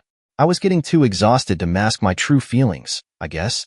After watching him leave, I returned to the den. Right then my cell phone rang. The little square showed an R for Robert, and my heart leapt. It always did. "Oh God, Daddy," I said, using the name he insisted upon. "Justin found your cufflink in our bedroom." There was silence. Then his arrogant voice boomed through the connection. "Impossible," he said. "Describe it." I did, studying the link from all sides. "Wait," he said, and I heard the sound of his phone being laid down. I waited for minutes, my anxious heart counting each second of them. "Can't be mine," he at last replied. "I have 3 sets and they are all complete and right here." "Was it in your bedroom?" I confirmed and told him that Justin had left me because of it. He just gave off a gruffly sound. Why should he care? You got the link? He then asked and I said yes. Get to the Excelsior. Now, he barked and hung up. The Excelsior was the place he stayed while being over. It was 10 miles outside the city, part of a country club. He had leased the penthouse suite permanently. I knew most corners of it intimately, although I was usually too preoccupied to give it much attention. He let me stand while he sat down at a low table. There were 2 small boxes in front of him, each one containing a set of cufflinks. The third set was in his cuffs. He extended his hand, palm up, moving his fingers impatiently. I understood, found the link in the chaos of my purse and placed it on his palm. He turned it around, watching the smaller square intently. Then he snorted. Roger, he said. Roger hadn't been on my mind much since he left for Europe. The way he gave in to his father when I, his wife, was assaulted, claimed, and bought in front of him, hadn't done much to earn my respect. His puppy-like sweetness after he rescued me and helped me return to sanity only deepened my contempt. Irrational, yes, and deeply ungrateful, but it was how I felt. I guess I have the true slave's heart. Whomever my new master told me to despise, I loyally despised. Robert despised his son with a vengeance, so I did too. He sometimes told his cronies what it was he thought Roger was. He called him a closet homo in public, only encouraging people's ideas on the subject. That Roger did everything to prove his father wrong by playing James Dean strengthened my contempt. It even made me wonder if his father could be right, although I knew firsthand that he could never be homosexual. He was just a sensitive and decent man, I guess, just like Justin, and well, you know about my attitude towards decent men. So Roger had put a cufflink in our bedroom? Why? I wondered. Moreland must have read the question on my face. He chuckled and pulled me onto his lap. You see, little bird, Roger never forgave you for pushing him aside and choosing Justin over him. But being the a-hole he is, he couldn't just take you away from the other was. He sulked and goddamn pouted, just like the sissy he is. He started stalking you, no doubt wallowing in his disgusting self-pity. God, how it made my stomach turn. I guess in the end he even got sick of himself. So when he graduated, Robert went on, he went to France. I guess he at last grew up and gave up on you. Robert chuckled. I suppose he wanted to make a belated point concerning his independence. He buried himself in work and did amazingly well. He's good, you know, business-wise. I mean, he's this really conscientious little hard-working manager type, impartial in his decisions, a true motivator, loyal to his people, blah blah. He said it with a sneer on his face. God, isn't it so like the little twerp to wait for years before getting his vengeance, and in such a weasel-like way? You must feel honored. 2 losers fighting over you. Well now, little bird, he said, grinning. Do you think Stevie Boy will divorce you? Never mind, girl, he said. No need to worry. Hubby is too much of a chicken to dump you. He adores you, you know? And there is the Brad, of course. He'll never give the 2 of you up, trust me. Just keep denying until he doubts his own memory. It'll teach him to doubt you. In the end, he'll beg you to take him back. Make him beg. Make him tell you he's sorry, and he'll be your puppy for the rest of your life. Don't worry about hubby or James or little Woger Wabbit. Everything will be fine. But I did worry. Justin might have become a pathetic softy in my brainwashed imagination. To little James, he was a hero. The boy's incessant questions about Justin's whereabouts ran me through all kinds of emotions, from irritation through guilt, sadness, and utter frustration until I reached despair. James didn't enjoy beating me in his video games at all. He laughed with deprecation as I offered to play ball with him. He flat out refused to be read from his favorite book before sleeping. He said I had all the Greek names wrong and never the right voice for the right character. Then he started waking me up at night. Something had to give and I knew it had to be Justin. I started calling him. His cell phone was shut down and I had no idea where he might be. On Monday, I called him at work. His girl stonewalled me, the little bitch. How could she? I had personally helped picking her, hadn't I? At last Justin answered. He agreed to talk if he could see James as often as he wanted. He hung up on me when I tried to be smart, but I succeeded eventually in meeting him at a restaurant. Why did I have to dress as sexily as I did? Why float into the restaurant on a cloud of perfume and strut with the airs of a catwalk model, made up to perfection, wearing the highest heels Justin knew of? It was pearls to the swine anyway. He didn't even rise to greet me. All he wanted to know was if I'd found a better story. I chose to attack, not even realizing that I casually accused him of amnesia, ill health, and lack of mental capacity. When he pointed that out, I saw how disastrously wrong my strategy had been and tried to repair my mistake. It only made it worse. I went all out, lowering my voice, squeezing his hand, my lips trembling. In the end, I was close enough to how I truly felt, but it proved just another huge mistake. I don't lie, I said, vehemently. There never was a cufflink on the table. You must believe me. Why do you defend him so, Beth? He asked. Is he so important to you that you'd rather break my heart than break your secret? Oh God, what soap opera did I get into? His sad puppy eyes made my stomach crawl. I jumped to my feet, moaning with disgust. I grabbed my purse and left, or rather fled. So you said it would be easy, Daddy? I decided to play it down for a while, allowing Justin to see James again. At least it improved my relation with the little guy and gave me undisturbed nights. It also gave me time to contemplate my concern with a marriage to a guy I cheated on in the most shameless ways. That's when Roger phoned. Beth? Roger? There was a chuckle on the other end. I won't ask you how you are, Beth. I know, and I need to see you. The steel in his voice confused me. It had never been there before. It is about Robert. Meet me at the Luxor in an hour. Roger? But he'd hung up. The Luxor is an old and rather exclusive hotel in town. It has a lounge bar, which is a popular meeting place for business people during weekdays. Roger was hard to miss. He is tall and very good-looking, a taller and slimmer version of his father. He smiled easily. I felt stubbles on his cheeks when he hugged me. I hardly shared the hug before stepping back. He smiled apologetically and bade me to follow him into a niche, cut off from the main lounge by an overgrown trellis. What about the cufflink? I asked, ignoring his invitation to sit down. I wasn't there for small talk. He smiled. Hello, Beth, he said. How are you doing? You look as lovely as ever. Standing around started feeling awkward. I sat down at the low table, across from him. I wore slacks and a beige sweater, the dullest outfit I could find. My hair was in a loose bun. What can I get you to drink? He asked, but I refused to be distracted. You smuggled it into our house, didn't you? I asked. He sighed, raising his hands, still smiling. Guilty as charged, he said. I searched his eyes. They didn't reflect the lightness of his voice. What was going on? So, after years of absence, I said, you break into my house, invade my privacy, and destroy my marriage. Screw you, Roger. His hands rose. Shush, he hissed. This is a decent place. Mind your language. I tried to see if he was mocking me, but he seemed dead serious. His hand touched my arm to keep me from rising and leaving. I know I shouldn't have, he said, but I'm glad I did. I know about you and Daddy. Justin has to know too, and Robert has to be stopped. He'll destroy you and your family. I won't allow it. For seconds, I didn't know what to say. Then I laughed. It sounded forced. This is ridiculous, I said, rising. He hurried to his feet too. You say me screwing Robert will break up my marriage, and to prevent that you break up my marriage? This is insane. Besides, if Robert wanted to end my marriage, all he'd have to do is call Justin, wouldn't he? Just tell him what we do, or mail him a picture, a video even. But he doesn't, because he doesn't want me single. He wants me tied, guilty, cheating, humiliated. His hand touched my shoulder. I shook it off. How would you know about all of this anyway?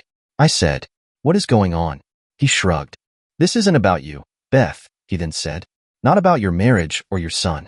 This is about him and me. I just stared. My dad and I hate each other. You know that, he went on. It goes back to way before you and I met. I must have disappointed him ever since I was a boy. I took sides with my mother. I refused to learn manly sports or go to a decent college, as he put it.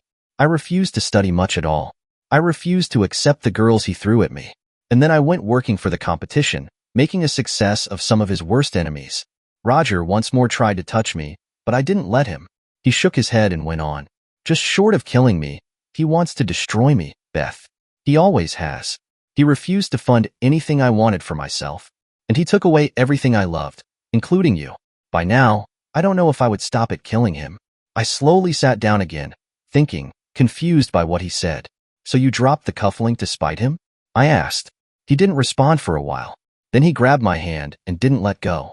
When he started talking, his voice sounded urgent. I have been trying to get you back, ever since you returned from your crazy year. Susan Atkins was my eyes and ears. Sorry for that. I went as far as becoming friends with Justin from the very moment you picked him, just to be close to you. To be there when you dump him. I was certain you would, but you didn't. At last I accepted your choice and went to Europe. And now, after the a-hole grabbed you back, I returned to fight him. I heard what he said and knew it should have touched me, and maybe it did. But I guess I am who I am. His obvious loyalty hit my warped mind as weakness. It disgusted me and made me laugh sarcastically. You? Fight him? I said. He winced at the venom. Then he shrugged. I know your opinion of me, Beth. His voice was calm. It seems that decent men go against your grain. You thrive on a-holes, don't you? It is why what happened before will happen again. I don't care what you do to Justin. It is your choice, your marriage. But at least remember, last time there was no James. The name hung between us. It caused a multitude of emotions to wash through me. There was irritation for his unwanted interference, and of course the typical amorphous rage of the true addict seeing her habit threatened. But there was also a spark of anguish, an underlying feeling that he was right, however inconvenient his truth might be. I sat down again. Beth, he said, his voice warm. I kept Robert away from you for years. I never told you, but he was enraged when I took you away from him and had you nursed back into sanity. He threatened to kill me, but I didn't give in. Not again. I couldn't help being skeptic. Weak Roger standing up to his father, to Daddy? Back then I had never wondered why Robert had left me alone. I just assumed he was done with the used-up 304. My father is obsessed with you. Did you know? He went on. He was hooked, right from the moment I introduced you to him, and he still is. I never understood, but there is something in you he can't get enough of. He almost loves you more than his vintage car collection. He said it without a trace of irony. I never forgave myself for introducing you. It was like offering a lamb to a wolf. His voice trailed off. Then he shrugged and focused his eyes. He stayed off your track because, let's say I had something on him, something that would destroy his corporate image. He loves his image even better than he loves screwing you, you know? My initial confusion slowly lifted. I had known Roger only as an immature, insecure boy, bullied by his powerful father. He'd been incapable of standing up for himself when his girl was taken away from him. But he had changed, I saw. He was calm now, strong. My mind struggled to fathom the change, but my body knew. A warm tingle invaded it, a familiar feeling. His smile turned sly. Had he seen it? Well, I said at last, invoking sarcasm yet again to drown out the sudden turmoil inside me. So you tamed the mighty predator? I'm impressed, but it seems things have changed. The magic must have worn off. Honey, the wolf has his teeth in the lamb again. I stopped short at making a mocking bah sound. I saw he wasn't amused. Brave girl, he said. Just a pity you are not as brave when he summons you. I know what's going on, Beth. I know where you are headed. And yes, he made someone betray me and took away what I had over him. That's why he returned and grabbed you again, and why he is so reckless with you. Soon he won't care about you, your marriage, or your child. He thinks he's untouchable. I had to hang on to my sarcasm. Maybe it was to control the weakness in my knees. Whatever, I couldn't resist. So I laughed. He took something away from you? I mocked. Story of your life, isn't it? His eyes flashed. Was it annoyance? Shame? A sudden sting startled me. His hand slapped my face, making my head spin. Don't think you matter, he hissed. His voice sliced straight through my artificial conceit. The venom in his words stripped me of my sarcasm. I shivered. The lamb knows the scent of a wolf, a young, strong wolf, challenging the leader of the pack. I am not your boy anymore, Beth. You are the pawn this time. You know? He went on, losing the venom. I decided long ago to stop playing the good son, being content with the crumbs that fall off the king's table. Now it'll be me who takes away. And you are the prize. The world became a tunnel. His eyes were at the end of it, almost black, raging with anger, hypnotizing mine. Had the boy finally become a man, and more than a man? A giant? A monster? I trembled. I felt lost. He rose, walking around the table and taking my hand. He raised me to my feet. I had trouble standing. Then he pulled me against his body, my head on his chest. I smelled his scent. Go home, Beth, he said. Tell Justin what happened between you and Robert. He has a right to know. Don't worry about my father. I'll take care of him. The next days were confusing. Ever since Robert came back into my life, he'd taken over completely, even when he wasn't there. I was like a demented person. One short moment I had these flashes of clear thinking, feeling horrified, only to plunge back into long stretches of misty fatalism. I was truly out of my mind, having lost it in the churning maelstrom of my horny, aching body. From the moment he burst through my front door, Robert's dominance had become my sole motivation. He was always on my mind. I was an addict. Of course there were my day-to-day chores, like work, motherhood, and household duties, but I executed them mechanically. All my social activities, like being around Justin or talking with my mother, friends, and colleagues, had been conducted with a certain distance. With Justin, I even faked my lovemaking and orgasms with the ease of a professional hooker. Or, maybe more to the point, I managed my addiction like a socially functioning drugs user. Then the discovery of the cufflink shook up my lethargy, as did Justin's reaction to it. And, to complete my confusion, now Roger also rattled at my nice and secure cage. He re-entered my life and challenged the man I belonged to. Why did he plant the link? If not to hurt me or my marriage, then why? Of course I knew why. I had felt Roger's love when he took me in his arms, and I knew I had become just what he said, a battlefield of the moorland males. In the overall scope of events, I decided to put my problems with Justin on a back burner. It was just one problem too many, and not the one I gave priority to. Justin came to get James every few days. I just smiled and played the perfect mommy and understanding wife. The urge to talk it out with him became as scarce as my clear moments. The battle of the father and the son over my befuddled little person took all the energy I could muster. And then, on an afternoon 3 days after I met Roger, there was a loud knock on my door. There is a bell, but it wasn't used. The thumping had an alarming quality. James would eat and sleep at his father's that night. They would go to a new theme park all day tomorrow. I was alone in the house, so I grabbed James's baseball bat before opening the door on its chain. First thing I saw was the wide backside of a uniformed man. He turned at the sound of the door opening. He was Robert's driver. My fingers relaxed. The bat fell rattling to the floor. "Count Moreland needs you," he said. "Now? Now. Just a moment. I have to. Now." The Bentley drove almost soundlessly. The ticking of its flashing light interrupted the silence whenever we took a turn. The driver hadn't said a word after his summons. I hugged myself in the corner of the back seat. I wore a thigh-length tea dress over skinny jeans. My hair was in a tail. My feet were in flip-flops. We soon arrived at a large Victorian-type mansion. I'd been there before. 2 hours later, I sat at the foot of a long table decked with china and crystal, sparkling with the light of tall white candles. I wore a long, slinky, cream-colored evening gown over my naked body. My feet were in silver-heeled sandals. My hair had been done up to show long, pendulant earrings. Robert sat at the head of the table. 2 men were at my left, 1 more at my right. They all wore black tuxedos over snowy white shirts. Lots of cufflinks, no doubt, I thought. I knew the men would all screw me before the night was over. It was why I was here, the only female. 2 of the men I knew. They had done me before. I made polite conversation with the guy left for me. His English had an accent, French, maybe. Then my attention was caught by the sound of silver against crystal. Robert had risen. He was about to make a speech. "Gentlemen," he began, looking around the table. It isn't often that dessert is already on the table before the entree is served. The men chuckled at the joke, turning their heads my way. Then Robert droned on about business matters. I understood that the men were associates to be rewarded for another successful season. I didn't listen. I'd heard it before. I knew I would be the reward, together with a fat check, no doubt. I hardly ate, but I repeatedly had my glass refilled with the heady Sancerre wine. So, when the men had their cigars and a good sniff off the elegant mirrors, my head buzzed on my shoulders, a nice buzz that subdued any weak objections my mind still might have. I knew it was coming, but I felt surprised when a strong hand pulled me to my feet by the roots of my hair. I heard the loud clatter of china and crystal as someone cleared the table. My poor dress tore with a wail as it was ripped open from throat to hem. It obviously had more resistance in its fibers than I had, I thought, just when I was pushed down on the dinner's debris. A familiar man took me. I may have meant to moan in protest, but whatever came out was stomped by another man. The next day I returned home. At the mansion I had slept until noon.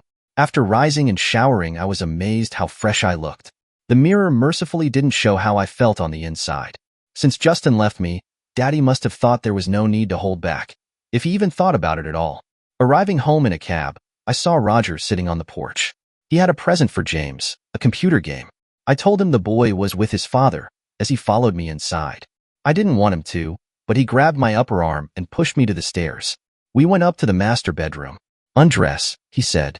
I didn't move. He slapped my face. Then he held it in the vice of his large hands.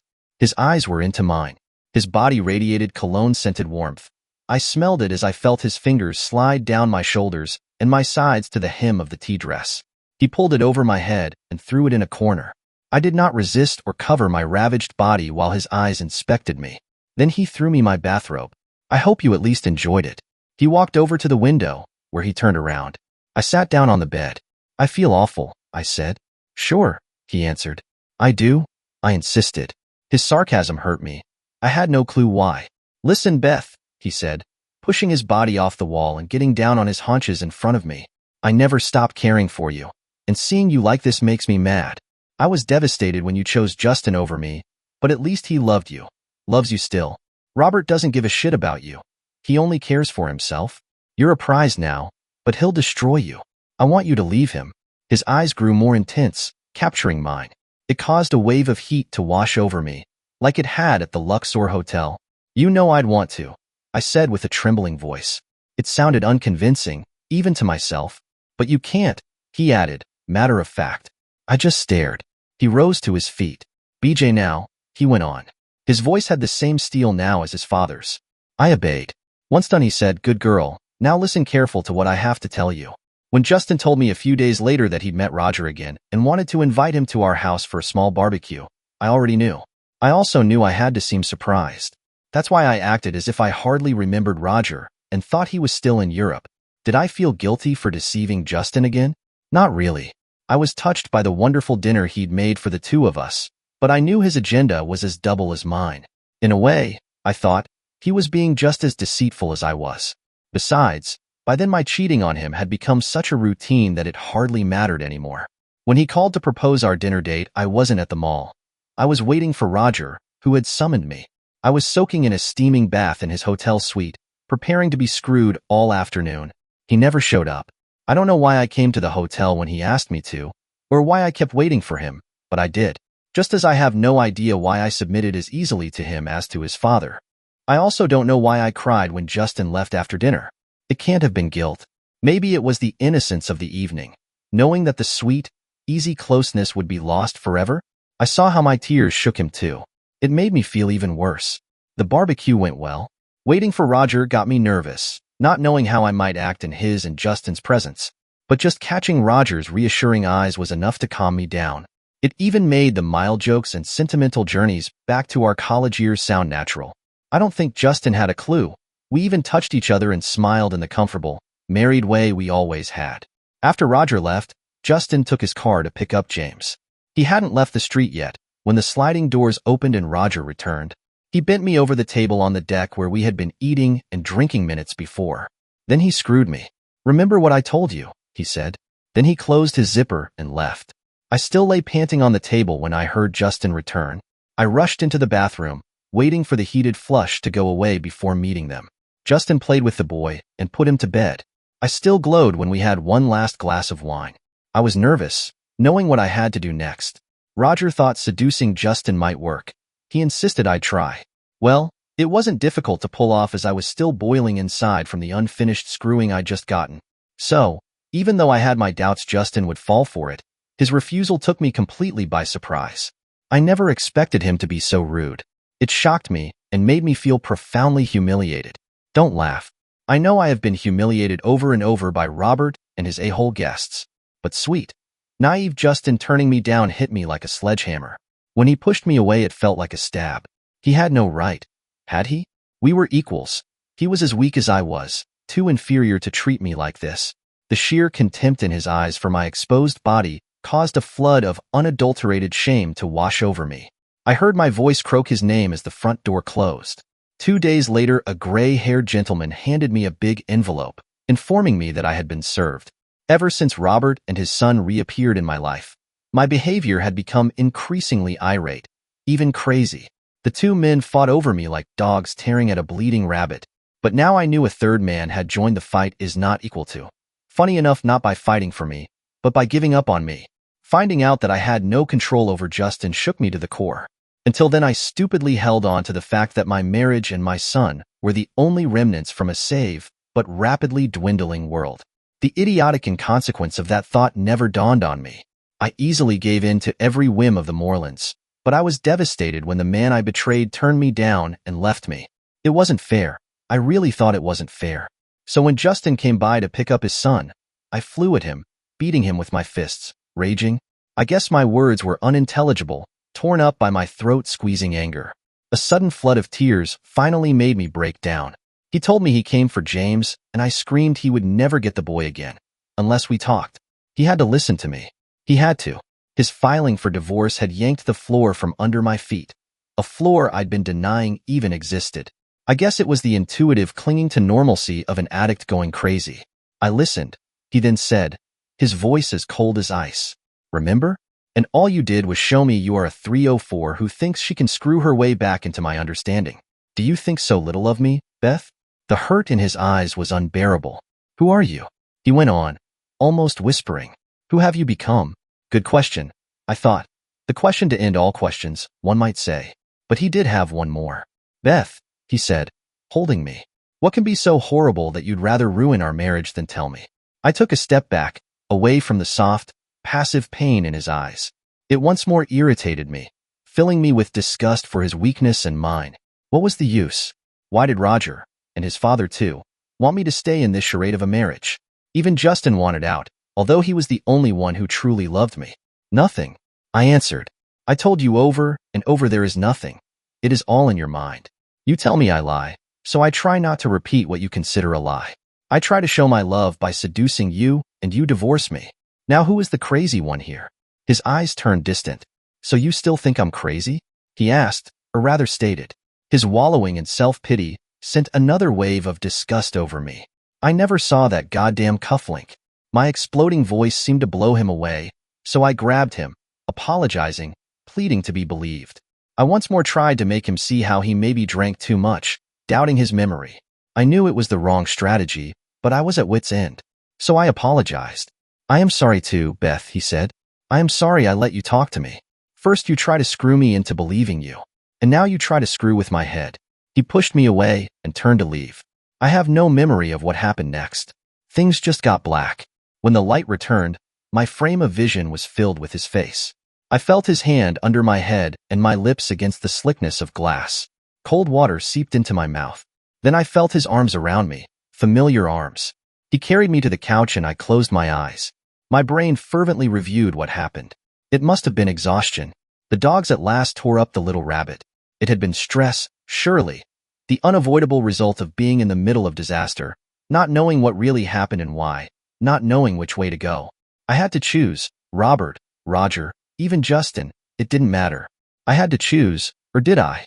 Maybe, but wasn't the crux of my situation that I was unable to choose? Wasn't I just this insignificant, weak female creature instinctively doing what the caveman told her? It had been easy to choose between ruthless Robert and weak Justin. I only fought the divorce because Robert ordered me to, didn't I? But now there was Roger, an entirely different Roger, challenging his alpha male father over me, but also telling me to stay in my marriage. Why? Why not just steal me away, running off with me? I felt the warmth of Justin's face close to my mouth. He must have been checking my breath. A sudden feeling of sympathy ran through me at the gesture. I heard my voice even before realizing I had opened my mouth. "I never cheated on you, Justin," I desperately lied, not knowing why. "Never. I love you. I never want to lose you." The cufflink. I stopped, checking myself before saying what I almost said. "Not yet," Roger had told me. "Not yet." I stirred and sat up. His sweet face was worried. "The cufflink never existed," I went on, returning to my old ways. I saw his face fall. "You must have either dreamed," I said, "or your memory must have been playing tricks. Maybe it was like sleepwalking? You told me you did that a lot, as a kid. Please believe me, Justin. I would have confessed, even if I really had cheated on you. It hurts me that you think I could lie to you. It should have hurt me that I lied to him as blatantly as this, but it didn't. I was numb. I also knew it was useless. He didn't buy it. I almost tasted his anger while I accused him of yet another mental deficiency. He rose. I couldn't stop. "Please don't divorce me, Justin. I couldn't live without you. And little James." He stopped me with a gesture. "Keep the boy out of it, Beth," he said. His voice had an edge. "And as for talking to you again, first stop lying. Robert told me I did well. Then he took me to a club and had me screwed by 2 men and a woman on a stage. Roger still refused to screw me. He had a very good attorney for me, though, to stall the divorce. I saw that there was still a difference between him and his father. I didn't have to screw the lawyer. The man advised me to stonewall every initiative Justin might develop until Roger deemed the time right for a different approach. I didn't understand, but I didn't have to. Did I? He also told me to let Justin see James as often as he wanted. I would have anyway, remembering the little guy's previous objections to keeping his father out of his life. My craziness deepened as the battle drug on. It is hard wanting one thing while doing another and stay sane, I guess. How else could I explain my reaction to what Justin told me when we met at last in the conference room of my attorney? He said he'd had sex with a woman, great sex with a younger, firmer woman. Just sex, he said. Just an athletic exercise. I stared at him, speechless. Then my mouth exploded, and the words tumbled out without any control of my brain. You cheated on me? You accuse me of cheating without a trace of evidence. You want to divorce me over it, and now you tell me you screwed a 304? Get out, a-hole. Just sex, you say? Bullshit. You could never have. Just sex? Not you. You betrayed me. You sanctimonious a-hole. You'll never see your son again. Get out. Get out of my life. Not one single moment did the utter irony of my words get through my blind rage. Here I had been lying and denying, screwing legions, acting and aching under the stress of it all, and I flip out completely as he calmly tells me he screwed some bimbo. How could he? Then he started laughing. I lied, Beth, he said. I never cheated on you. Never. Ever. You are right. I could never do that. His laughter took my breath away. I gasped. You lied? Yes, he said. But why? I asked. Why lie? Why indeed, he said, suddenly serious again. I guess I just needed a way to make you feel how it is to be lied to. On the other hand, maybe I am lying now and wasn't before. Maybe I did cheat on you after all. Or the other way around. Getting dizzy. Honey? I only have your word, just as you only have mine. How does that strike you? He was right. It made me feel dizzy. You lied. I mumbled. Maybe, he said. Maybe not. You? A hole, I whispered. But my heart wasn't in it. I guess so, he agreed. Roger had instructed me to tell Justin a story he had concocted from facts, half-facts and lies. But I ought to make it look as if Justin forced me to at last come clean. So I had started with my well-worn litany of denials, declarations of undying love, hints at his fatherly responsibilities, and buckets of tears. It went well. I saw how his annoyance rose with every line of my speech, and I was prepared to detonate my little bomb the moment he would threaten to leave. And then he threw the house-made hand grenade of his cheating, stunning me with inexplicable emotions. It took me minutes to shake the days off. I treaded water like a drowning woman, grabbing blindly to find a straw I could hold on to. I felt completely lost. So I did what all lost people do. I retraced my steps and returned to the securities one had brought with me to the talk. No, I said. No, Justin, you are not the a-hole here. I am. But no more. I've done protecting the true a-hole. I saw his face relax. It caused the stress to leave my body with a trembling sigh. Roger is a charlatan, Justin, I said. Then I told him how I married Roger in college to hide his homosexuality for his overbearing father.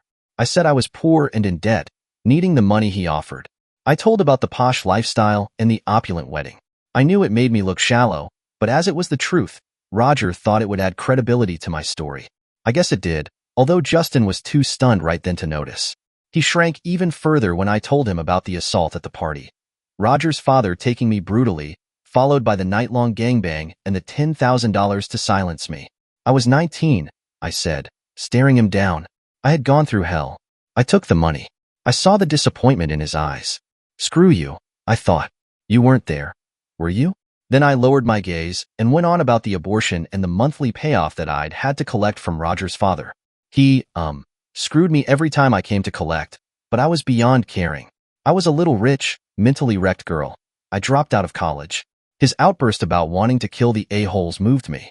It also made me feel guilty, as the story I told hadn't been quite truthful. The poor, mentally wrecked girl never told him how she enjoyed every moment of every sex fest, every jet-set trip, and every glittering day and night of the year that followed. In the end, it wasn't hard for me to whisper sorry, even if the sorry was more a regret than an apology. In the silence that followed, I tried to clear my head and make an inventory of the story so far. Then I considered how to tell the rest. Justin interrupted me by clearing his throat. What made you change back? He asked. The question took me by surprise. Of course, I realized, he is still one change behind. Yes, I said, taking a gulp of water. Change back. So I went on about the screwed and drugged out morning in Vegas and the breakdown in the bathroom. I was so concentrated on delivering the right story that I forgot how explicit it was until I saw Justin jump up, white as a sheet, running to a wastebasket and throwing up. Did it embarrass me? I guess so, but was it because his reaction touched me for its honest sensitivity, or was it because I saw it as more proof of his weakness? After he recovered, I suggested we go outside to catch some fresh air. My story wasn't finished yet, nor was his need to hear it, even after knowing it made him sick. It felt as though I were the mother of two. When I reached for his hand in the park, he jerked it away, like a stubborn child. I told him about my recovery, leaving out Roger's active part in it. It was another surprise for him to hear that our mutual friend Susan was really my therapist, and still was. It made him refuse my reaching hand again. So I shrugged and went on, once again accentuating Roger's gayness. I think he really felt guilty for letting his father do to me what he did, I said. Bullshit, Justin responded. Anyway, I went on. Both father and son left me alone. And then I met you, and it all became moot. He snorted. You must have had a ball, joking with Roger Rabbit behind my back. He hissed. I had to deny it fiercely, telling him he was very mistaken, that I loved him and he was the best thing ever happening to me. I cried and grabbed him, but he shook free and started walking away.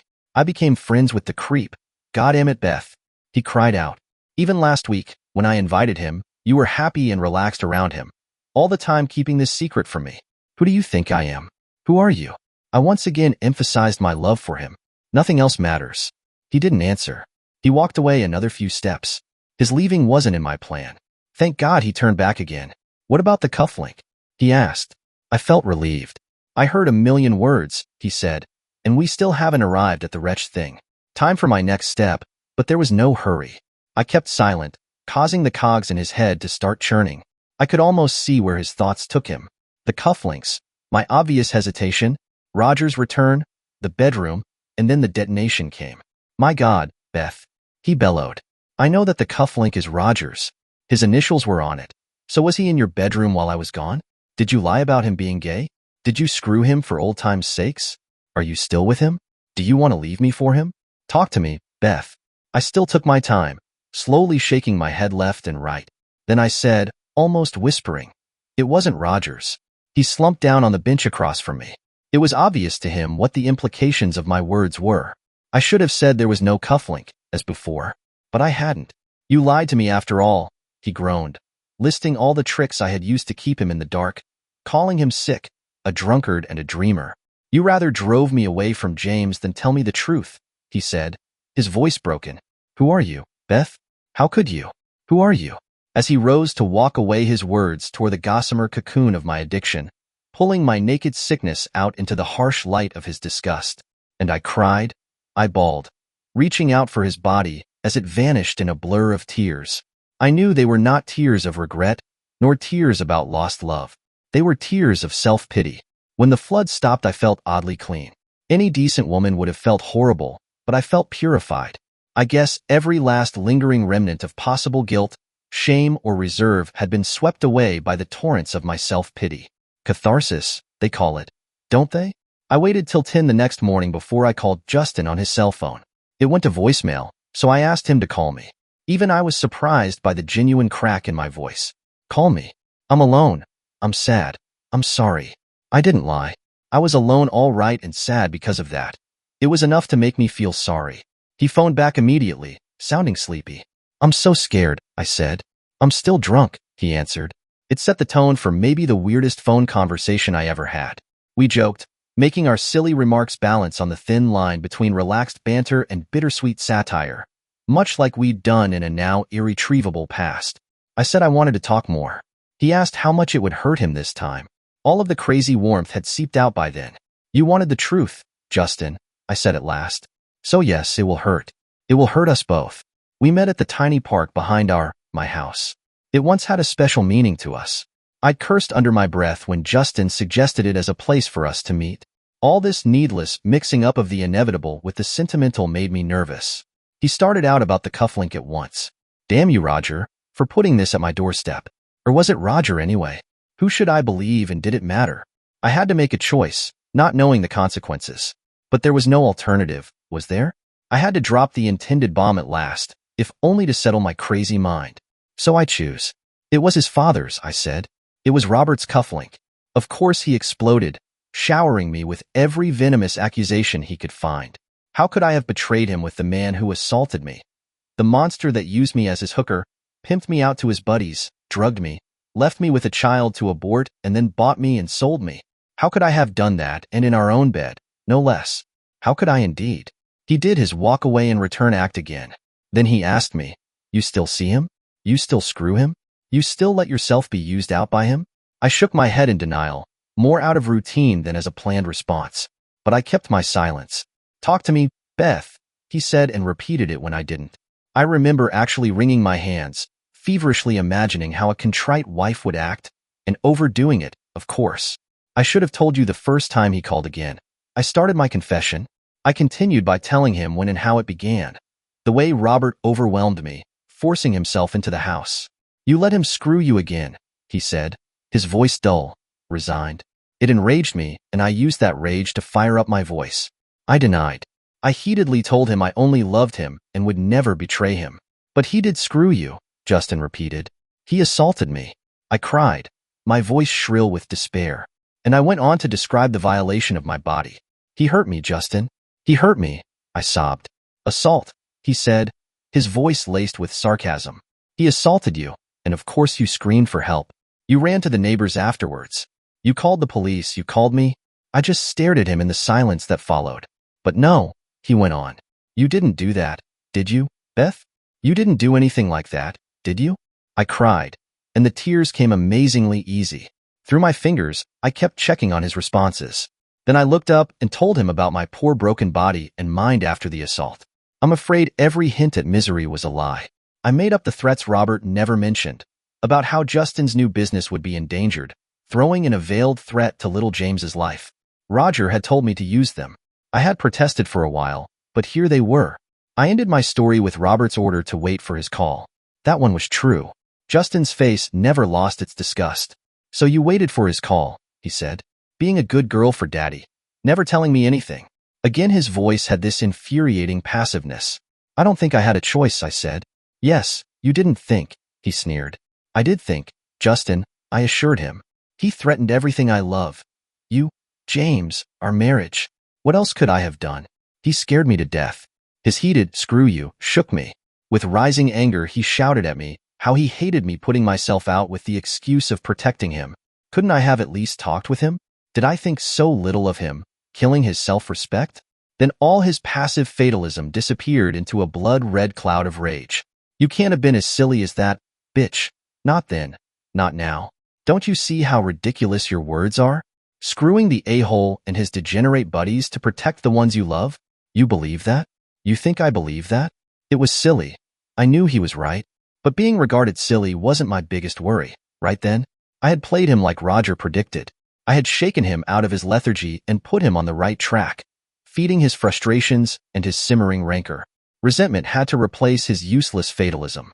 God, how I wanted him to straighten his spineless back and stiffen it with a healthy dose of raging jealousy. But that wasn't how Roger planned it.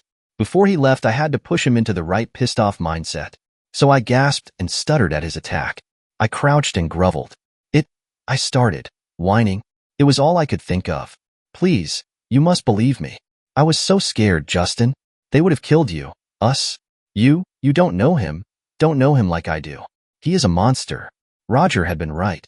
My little girl's off for the threatening alpha male pissed Justin off royally. He sensed how I considered him inferior, even when I didn't say so, and maybe deep down he agreed. But that didn't make him happier. He rose. I saw him stumble just a bit when he did so. Bitter gall tainted his voice. "Yes, Beth," he said. "I'm sure you know him better, much better. But if he is a monster, he's your monster, all yours." I saw his pain and involuntarily reached out. He turned away. "There will be new divorce papers," he said. "You won't have James, not like this. Goodbye, Beth." And he left. I felt shaken. I had played him as Roger planned, but it only left me drained. Justin's threat to take James was an empty one, I knew. But even in my brainwashed stupor, I saw the pain in the eyes of an essentially innocent man. Even if he was a weak and maybe despicable specimen, sexually inadequate, there was this one other thing. He unconditionally loved me and the son we had. I tortured him, but he could not shed that love. It made him linger in a place he should have vacated long ago. And that was all my fault. Or was it? I should have hated myself for what I did to Justin and little James. But I bet I should have done a lot of things differently in the eyes of normal people. Still, I resist being called evil. If there was evil in my deeds, they were Roger's and his father's. I was just a weak puppet. I was a victim like Justin, an addicted, pliable creature. I couldn't help being molded by the determined minds of cruel, strong, and loveless men. But yes, I was guilty for being thrilled by it. I didn't see Justin again until that horrible moment, more than 2 months later. He never picked up James anymore, nor did he answer my calls and emails. The only contact was through our lawyers, but that consisted exclusively of requests and declines to sign the divorce papers. The boy once more became the little pest that he had been when he missed his father the first time. But after 2 weeks of rebellion, he seemed to accept reality. My heart ached, watching him suffer. I felt relieved when he gave up, but disappointed too, in a way. He might become as fatalistic as his father, accepting every blow life dealt him. But I was grateful for the peace and quiet it gave me. I needed my rest, as Robert seemed determined to exhaust me as often as he was around. Finding people to take care of James while I was gone became increasingly difficult, especially on the occasional long weekends when I was flown to Vegas, New York, or even Paris. My mother never objected, but the frown on her face made me reluctant to ask her all too often. Friends were okay for the occasional sleepover, but I definitely balked when Robert proposed to use professional sitters the boy didn't know, only to give in when he insisted, of course. Roger played with my inability to resist him too, but he never screwed me, even though he must have known I silently begged for it.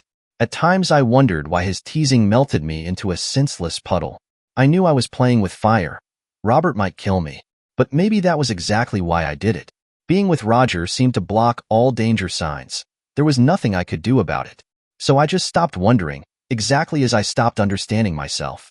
One afternoon, Roger told me to open my blouse. We were seated in the lounge of his hotel. He rose and left the lobby. I just sat and waited, half-heartedly covering my chest. He never returned, but a man I didn't know sat down across from me, looking intently at my chest. I wrapped my blouse tightly around me and fled to the ladies. I waited there for almost an hour before daring to leave. I had no idea what Roger wanted from me. He hated his father more than ever, but he never told me not to see him. He knew Robert used me as sex toy for his friends and business relations. Through all this, my eagerness to see Robert dwindled. It might have been because he increasingly gave me away to his friends, sometimes not even being there himself, or the fact that I started imagining Roger to be the one that screwed me. I began finding excuses. I bet Robert understood I was slipping. I also discovered how far he would go to make me feel he would not accept that. One weekend, he had me picked up by his chauffeur and driven blindfolded to an unknown place. I was flogged there and punished for a whole evening, night and morning until I passed out. I never saw Robert or heard his voice. By the time I passed out, all thoughts of Roger had left my mind. When I came to, I lay on a bed. Robert stood over me, clad in a formal tuxedo. He spit on me. I started crying and sobbed my apologies. He turned and left the room. I felt heartbroken. They returned me home. My body was on fire for days. I had to wear long sleeves and jeans to cover my bruises. My mom asked if I was all right when I came to pick up James. I don't think she believed me when I said I was, but I truly was. I floated in a cloud, my addiction satisfied. In my madness, I didn't know I was lost forever. On the contrary, I thought I had found myself, whatever was left of that. Roger called and I hung up on him. So he came over. Through the door, I told him I could not see him anymore. He just laughed. So I told him that seeing him meant betrayal of the man who owned me. I heard his key turn in the lock. He obviously had one. A mere shove dislocated the chain, and he stepped onto the doormat. He had stopped laughing. "Undress," he said. The door stood wide open. I didn't move. So, he produced a small knife, grabbed my blouse, and cut through the fabric. His eyes traveled down my body, no doubt noting the bluish remnants of bruises that still marbled my skin. "Roger, please," I said. I had no idea what the please meant. He closed the door. "I love you, Beth," he said. "I never stopped loving you." He stepped forward and took me in his arms. I stiffened, then melted. His kiss was urgent, intense. It destroyed my resistance. They say there is a difference between sex and the making of love. I guess Roger made love to me that afternoon. When we lay on the bed, sweating from our exercises, he told me to divorce Justin and leave Robert. He would protect me, marry me, and adopt James. We would run off and live in a little tropical paradise. He was sure no one would be able to find it. I pondered how it made me feel, and I guess I felt nothing. Sure, his gleaming body aroused me. I needed to touch it, kiss it, and it drew a response out of me, even now, exhausted and all. But his proposal left me cold. It felt ridiculously naive. I yawned and told him it sounded boring. His eyes flashed as I said it. He sat up, turning away from me. He muttered things I could not understand. Then he pushed himself off the bed, turning again to face me. His torso was nicely toned and gleaming with sweat. He was a handsome man, no doubt about that. "Why do you have to always humiliate me, Beth?" he said, his face the sad mask of a kicked dog. My gaze left his chest, finding his eyes. "Don't ask me why I do things, Roger," I said. "I am Robert's creature. Wanting me is dangerous." "I love you, Beth," he repeated. What on earth could he mean? I shrugged. "Don't waste your love on me, Roger," I said, throwing my legs over the side to get up. "You can screw me as often and as hard as you dare, but love? I wouldn't know what to do with it." I guess that left him speechless. I went into the bathroom to clean myself up. When I stood in the hot, steamy clouds of my shower, I heard him leave. Another wolf turn lamb? Robert never called. Neither did his chauffeur ring my doorbell to pick me up. After 2 weeks, my bruises had healed. Memories of my punishment kept invading my mind. When I talked with clients, I lost track of our conversation. Roger did call, and we screwed on 2 occasions. I always saw Robert when he did. I started fearing that the punishment had been Robert's way of telling me it was over. Would he know about Roger's visits and his screwing me? He must really have been disgusted with me, I thought. He spat on me, didn't he? And he didn't call. I wallowed in self-pity, and all it did was breathing air on the embers of my hunger. A sick hunger that gradually lost its focus and became just that, hunger. So, when Robert at last phoned again, I almost came from hearing his voice. It took me minutes to find my own. I doubled over, almost dropping the phone. It turned out that I needed no words. He just told me to expect him this evening and be prepared. Then he hung up, the short, quick beeps mocking my breathless moaning. He arrived around 9, tore my negligee off my body just inside the front door, and screwed me. Maybe 3 minutes had passed. I lay on my doormat, gasping. The ban had obviously been broken. The punishment ended. Through the next weeks, Robert visited me on and off. He was mostly alone and only once stayed for the night. That was when he brought a girl to share our bed. She was young, but quite a bit older when she left the next morning. So, within the madness of it all, things were quite normal again until the week before that awful Friday. Robert visited right after I had put James to bed. I was lounging in my bathrobe, sipping wine and watching TV when the bell rang. I opened the robe when he stepped in, but he didn't touch me. He also refused to drink. I looked at him as he sat down in front of me, his presence strumming the usual chords in my helpless body. "You've been bad, 304, he said. His voice rumbled, but there seemed to be amusement in his eyes. It confused me. I said, but his raised hand stopped me. "I know what you do with Roger," he went on. A hot flash of fear touched my heart, but he smiled. What he said next shook me more than anything ever had. Its bottomless coldness made me shiver. And yet his eyes were tender. He didn't tell me his intentions, just what I had to do. I knew I would do what he wanted. That Thursday night, Roger treated me sweeter than ever. We had a romantic dinner, and his foreplay seemed to never end. I took him upstairs, and we screwed until falling asleep. I made him breakfast in the nude, most of my body still burning from the night before. It was surrealistically cozy. Then I accompanied him to the front door. The deafening gunshot took me so much by surprise that I only knew something was wrong when Roger's hot blood splashed on my naked skin and his body slumped in my embrace. Then I saw Justin. He looked ghostly pale, his mouth open and his eyes wide, a gun in his hand. It rose to point my way, then it turned towards his skull. I screamed, letting go of Roger. His blood-slick body slid down my naked flesh. Justin seemed to want to talk to me, but another man jumped forward and hit him on the head, making him crumple before my feet. It was Robert. He stood breathing hard, a wrapped-up baseball bat in his hand. He stepped over Roger's fallen body and hugged me, never minding the blood. He kissed me hard, muffling my protests until they stopped. He let go of me, but his eyes held on to mine. "The police will arrive soon," he said. "I was never here. Tell them everything, but for the life of little James, not about me being here. Promise me." He kissed me again, hard, cold. I just nodded, breathless, and stood shaking on my legs. He turned and quickly slipped past the back of the house, disappearing through the narrow passage that led to the woods behind our backyard. I crumbled and sank beside the bodies of my lover and my husband. The police was there before Justin came to. Men in white suits did things like taking pictures and samples. Other men went into the house to search it. Yet others asked me questions, but I hardly heard them. I felt a warm blanket being wrapped about my chilled body. I only nodded and shook my head at moments I thought some answer was expected. Roger was dead. His body had been taken away. I saw Justin being carried off on a stretcher, a plastic mask over his mouth. A steaming cup of tea warmed the insides of my hands. I felt lost, like an orphan. I felt nothing. Later that day, 2 detectives came along. The men in white coveralls had left by then. The porch had been cleaned and all the cars had left. I stayed in the house, as I had no use for all my curious neighbors. I called Mom and asked her to keep James one more night. She didn't ask what had happened. I didn't tell. The detectives wanted to know if I had seen other people beside Justin. Someone hit him on the head. Other traces might point in that direction too. I denied. Robert had told me to. It was the thing to say. They also had all kinds of questions about things the neighbors had seen or heard, like the big black car that waited at the curb but drove off after the shooting. I said that I had only been outside to say goodbye to my visitor when the shooting took place. After that I saw nothing. They should understand I was too upset for that. I guess they understood. Then they asked what I knew about Roger.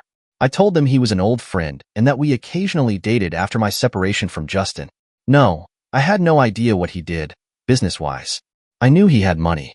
They noticed that I hadn't been to the hospital to see my husband. I didn't comment on that, and they didn't ask about my reasons. They did investigate about Justin, though. Character questions, like if he was a violent man, or if I thought this was a crime of passion. I told them to ask Justin. They must have thought me to be a cold bitch. I didn't care. I called the hospital after they left. They said they couldn't give information on the phone. I had to come by. I didn't. I went for my 3rd shower that day. Roger's blood had splattered all over my naked skin. I guess the first shower took it all off, but I had to be sure, so I took a second. Maybe I was getting obsessed, but I had to take a 3rd one. After that I called Robert at his hotel. He wasn't there. I didn't leave a message, but I took a 4th shower. I started drinking. The 2nd glass of white wine cut through my apathy. It left me shaking. The father of my child murdered the man I had slept with because my true lover had told me to. He had shot him while I embraced him on my porch. Then my true lover, the man who was his father, had suddenly appeared and clubbed my husband before he might have killed me as well, or himself. He kissed me hard and ran off. There was no way to reach him. I threw away my wine and poured me some whiskey. The shaking stopped. Evening fell. The back door must have been open. Robert was in the living room before I heard him enter. He looked cool, wearing a spotless Italian suit, white dress shirt and tie. From his hand dangled a bloodied shirt. "Get naked," he said. The words hardly registered on my drunken mind. He repeated them and grabbed the collar of my robe, pulling me off the couch. I heard the fabric tear at the seams. In a haze, I undid the satin belt that held it together. He threw me the soiled shirt. "Put it on," he said. The shirt must have been the one he wore this morning. The blood must be his son's and gotten on it when Robert hugged my splattered body to kiss me. My hand shook, holding it away from me. "Yes, it is," he said, as if answering my unspoken question. "Now put it on. Don't button it up." I did. It was too big for me. My skin crawled where the soiled fabric touched it. He took me in that dress. Bile rose from my stomach. Things went on in a quick blur after that. I woke alone in my ruined bed the next morning to find a letter with instructions. So, I filled 3 suitcases and a few boxes with clothes and things for James and me. I cleaned up, dressed, and waited for a car to pick me up and take me to my mother's. A luxury van arrived at the appointed time, bringing 2 huge men to my doorsteps. While one of them loaded the suitcases, the other one tore the dress off my body and screwed me on the hall's floor. His mate joined him when he was done loading. When they left, I remained on the cold tiles, dazed and too slow to get up and follow them. The van had already reached the end of the driveway when I at last scrambled to my feet and stumbled out onto the porch. Their stench was in my nose as I broke down on the front lawn, never minding my old neighbor's alarmed gaze. Inside I went for my cell, calling my mother, but her phone was dead. It didn't even go to voicemail. I tried Robert's hotel again and only got a female voice assuring me he had checked out and left no address. He never gave me a cell phone number. My stunned brain grasped for possibilities until it shut down, leaving me on the living room's rug crying my heart out. It must have been the ringing of my phone that tore me out of my stupor. I had no idea how long it had been blurting out the ridiculous ringtone James had selected for me when he was 5. "How does it feel now?" a voice said.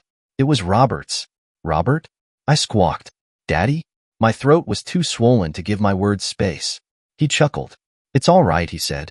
I only call you to let you know James is safe with your mother, who, by the way, knows all about your, lifestyle. Of course I have been the heartbroken father with her. We have so much in common. He chuckled before going on. She agreed it would be for the best to take the boy away from you, to unburden you so you can be who you need to be. His father is in prison. His mother is a 304 linked to criminals. Well, not many options left. So don't try to find them. Don't try to ruin the boy's life any further. Don't, Daddy, please don't do this. Not James, not. I cried out, but he chuckled some more. Listen, honey, he went on, his voice eerily warm. You outlasted your usefulness. I don't need you anymore. My men will return and take you to a safe place. Don't resist. They are not known for their empathy. Enjoy your life. It'll be busy. Daddy, I cried out. Robert, please, don't do this. Not James, not. I repeated his name, but the cold little beeps had already declared the phone call to be ended. I threw the innocent box into a corner, hugging myself with pity. That was 5 months ago. I am writing this on an old laptop one of the other girls smuggled in. I have to get my story down piecemeal, as I'm not often alone on my lumpy mattress. I stopped taking the drugs they offer me. They do a marvelous job of making me forget, but I shouldn't forget, should I? It would feel like betrayal, and I betrayed enough people to last a lifetime. I want Justin to read this, although I have no idea how to get it to him. Not that it will help him much, nor will it help me, but he has a right to it. Last week some news seeped in about his trial. It seems he was found guilty of the double murder and won't ever leave prison again. I wonder if he knows we set him up, mainly Robert, of course. But it would never have happened without my help, would it? I am as guilty as Robert is, maybe even more so. My actions ruined 4 lives. Firstly, I caused Justin to end up with a lifetime sentence, never able to see his son grow up. Secondly, I ruined little James's life by robbing him of the parents he needs so much. Thirdly, I caused Roger to get killed. Maybe Robert deserved it, but things would never have come to this if I hadn't betrayed Justin. I loved being Robert's 304, first betraying Roger's love, later Justin's, and then Roger's again. It was me who created the victims they became. I provided the gunpowder Robert used to blow up all our lives. Oh yes, Robert is an evil a-hole, but it was my collaboration that made him succeed. When I was in here for about 3 months, he visited me. By that time, I swam in and out of a cloud of drugs and sex. My body had been screwed into a bruised bag of diseased flesh. My mind was a crumbling ruin. I didn't recognize him as I went automatically for his fly, but his hand stopped mine and he pushed me back. The mists in my head lifted long enough to make me see who he was. Don't touch me with your filthy fingers, he said. I just nodded, sitting back on my heels, gazing up. He looked good, but his face was carved in stone. Seeing him sent a thrill down my belly. Still, I sent you to where you belong, didn't I, Beth? He said, sitting down on the edge of my bed. I bet you are very grateful. I didn't respond. I just looked. Anyway, he went on. I need you to know before you die that this was all your fault. And die you will, Beth, soon but slowly. He smiled as he said that. It was a cruel, snake-like smile. I couldn't watch his face any longer and dropped my gaze to my fingers. They wriggled nervously in my lap. I am sorry, I muttered. Oh yes, Beth, you are a sorry 304, he said. Then he rose and walked over to the dirty sink with its broken mirror. After looking at his face, he turned back to me. I assaulted you. I used you to teach my worthless son a lesson. I should have left it at that, but you couldn't, could you? Into the silence floated sounds from the outside. His eyes never left mine. I knew he was right. You are one crazy bitch, you know? He went on. You made me want to keep coming back to destroy you. You kept begging, didn't you? Again sounds seeped in through the thin walls, filling the silence. A girl cried out, flesh slapped on flesh, male voices growled. There were shards of Latin music. I realized that I'd never been out long enough to know where exactly Robert had sent me. I'd been drugged and even blindfolded most of the way. Many girls were Latin, English was hardly ever used. So maybe we were in Mexico, or even South America. I didn't care. Why should I? Robert had turned to the sink again. He opened the rusty faucet and watched the brown water running out. He closed the tap again. Its pipes ticked and clanged as usual, while the dirty water slowly sank into the clogged drain, leaving a yellowish film. He scooped up a handful, wetting his face. You begged me to destroy you, he said. I tried not to, but the thought kept haunting me. You were my living nightmare. You haunted me. I didn't answer, stunned by his words. I knew it wasn't true, but on another level it was. Maybe I should have been glad Roger saved you in Vegas, he went on. He smiled. The stupid idiot had no idea what he let himself into. He should have been grateful that you dumped him for that other fool, Miller. He ran a hand over his eyes. Maybe you truly tried to get out of your mess, but it didn't work, of course. Not for you, with your pathetic husband, or even with your child. You are a vampire. You had to have me. It didn't work for me either. I never got you out of my system, he said, his gaze reaching mine through the mirror. I kept looking for ways to get past Roger's blackmail and get back at you, but each time I sobered up and stopped myself. Then the a-hole sent me all he had on me. He laughed mirthlessly. I'm sure it was on purpose. The slime ball challenged me, dangling my one weakness in front of me. A series of blood-curdling shrieks came from further down the hallway. It distracted Robert. I saw. I knew it was nothing, just business as usual. A girl was tortured by a customer. A new girl, maybe. I also knew that no one would check or even bother. It had happened to any one of us.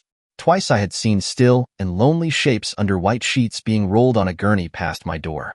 Most of the time I was too stoned to care. When the silence returned, Robert went on. I guess we had the craziest love affair ever. Love? Oh hell, I guess it was. He let his voice dwindle. Okay. He then cried out. Enough of this sentimental bullshit. He laughed a below-zero laugh. It made my spine crawl. But no, he went on, killing his smile. I have to be the one still standing in the end, remember? I deserve a happy ending. You'll be the one dying and I won't give you a chance to tear me down with your disease-ridden body. Roger's dead. You'll soon envy him for the clean, fast bullet while the slow pains of your ruined flesh torture you. Justin won't survive jail very long either, I bet. But I'll live forever. Another bout of crazy laughter startled me. He looked like a madman. Where was I? Oh yes, he said, crashing your front door. Seeing that face again, your startled eyes. Taking you. His crazy eyes went from my face down to my legs and up again. You loved it, he said. I studied my hands. Tell me about James, please, I said, looking up. How is he? Is he happy? How is Mom? Can she cope? My line of questions tore him out of his private madhouse. James? He said, as if having trouble placing the subject. Ah, your little boy. Don't worry, he's fine and so is your mother. No need to think of them. They are well provided for, trust funds and all that. Money isn't the issue. And you can't do anything for them anyway, can you? Why worry now? You never cared from the moment you prostituted yourself out again, did you? He's better off without you, as would Justin have been. As would I, maybe. You'd only screw his life up even more. I started crying. It took me by surprise, as it had been ages since I cried. He just laughed. Now you cry, he said, and yes, I cried. For a while, I was not able to stem the flood of tears that ran over my emaciated cheeks. The fat mascara must have streaked the layers of pancake. I stumbled to my feet, swaying on my legs. I saw the claw-like nails on my fingers stretching out in Robert's direction.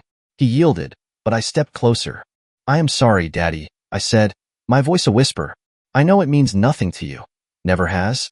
But I am sorry for what I did to you and Roger, to Justin and James. Robert raised both hands.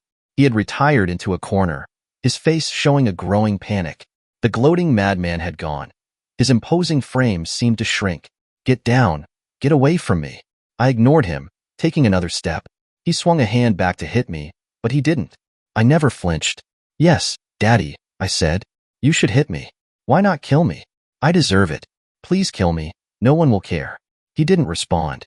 He just stood like a statue, one hand raised. My face was into his by now, my breath touching him. I bet it still reeked of my last customer. You were cruel, Robert, and I love that, I said. I was weak and greedy, wanting it all. But I was never evil. I may not have ever loved anyone but James, and if I said otherwise, I am sorry. I guess I was confused, not knowing my love could mean so much to you and Roger and Justin. I am sorry, and now I want you to leave. I stepped aside, giving him room to pass. He just kept standing, wide-eyed. His hand trembled, so did his lip. And suddenly Mighty Daddy crumbled to only leave the helpless boy his son had been. He was the boy staring wide-eyed while his father assaulted the love of his life. Then the frozen moment shattered. He ducked and ran out of the room. The door swung shut with the cheap bang of its thin wooden panel. I fell face down on the mattress, crying. No one heard of Beth Miller again. The girls who found her naked body dangling from a makeshift rope in her tiny room in a Nicaraguan brothel never knew her name. The huge half-breed Indian who dug her grave in the backyard was a mute. After his shovel flattened the earth over her body and the sun baked the last moisture out of it, no one would ever know that somebody had been buried there. No one read the short letters she wrote and left on the battered laptop. The woman who cleaned up the room sold the machine for a packet of cigarettes. Justin Miller did not die in prison. Anonymous sources produced an avalanche of information on Robert Count Moreland's embarrassing involvement with officials who had the power to pull strings, if given the right incentive. One of those strings miraculously opened Justin Miller's cell door, not even 2 years after it had closed behind him. He, his son James, and his mother-in-law disappeared after that. Rumor has it they live somewhere in Canada. Other rumors insist they live in Europe, though. Count Moreland wasn't heard of either anymore. Through attorneys, all his stakes in every company he owned were sold.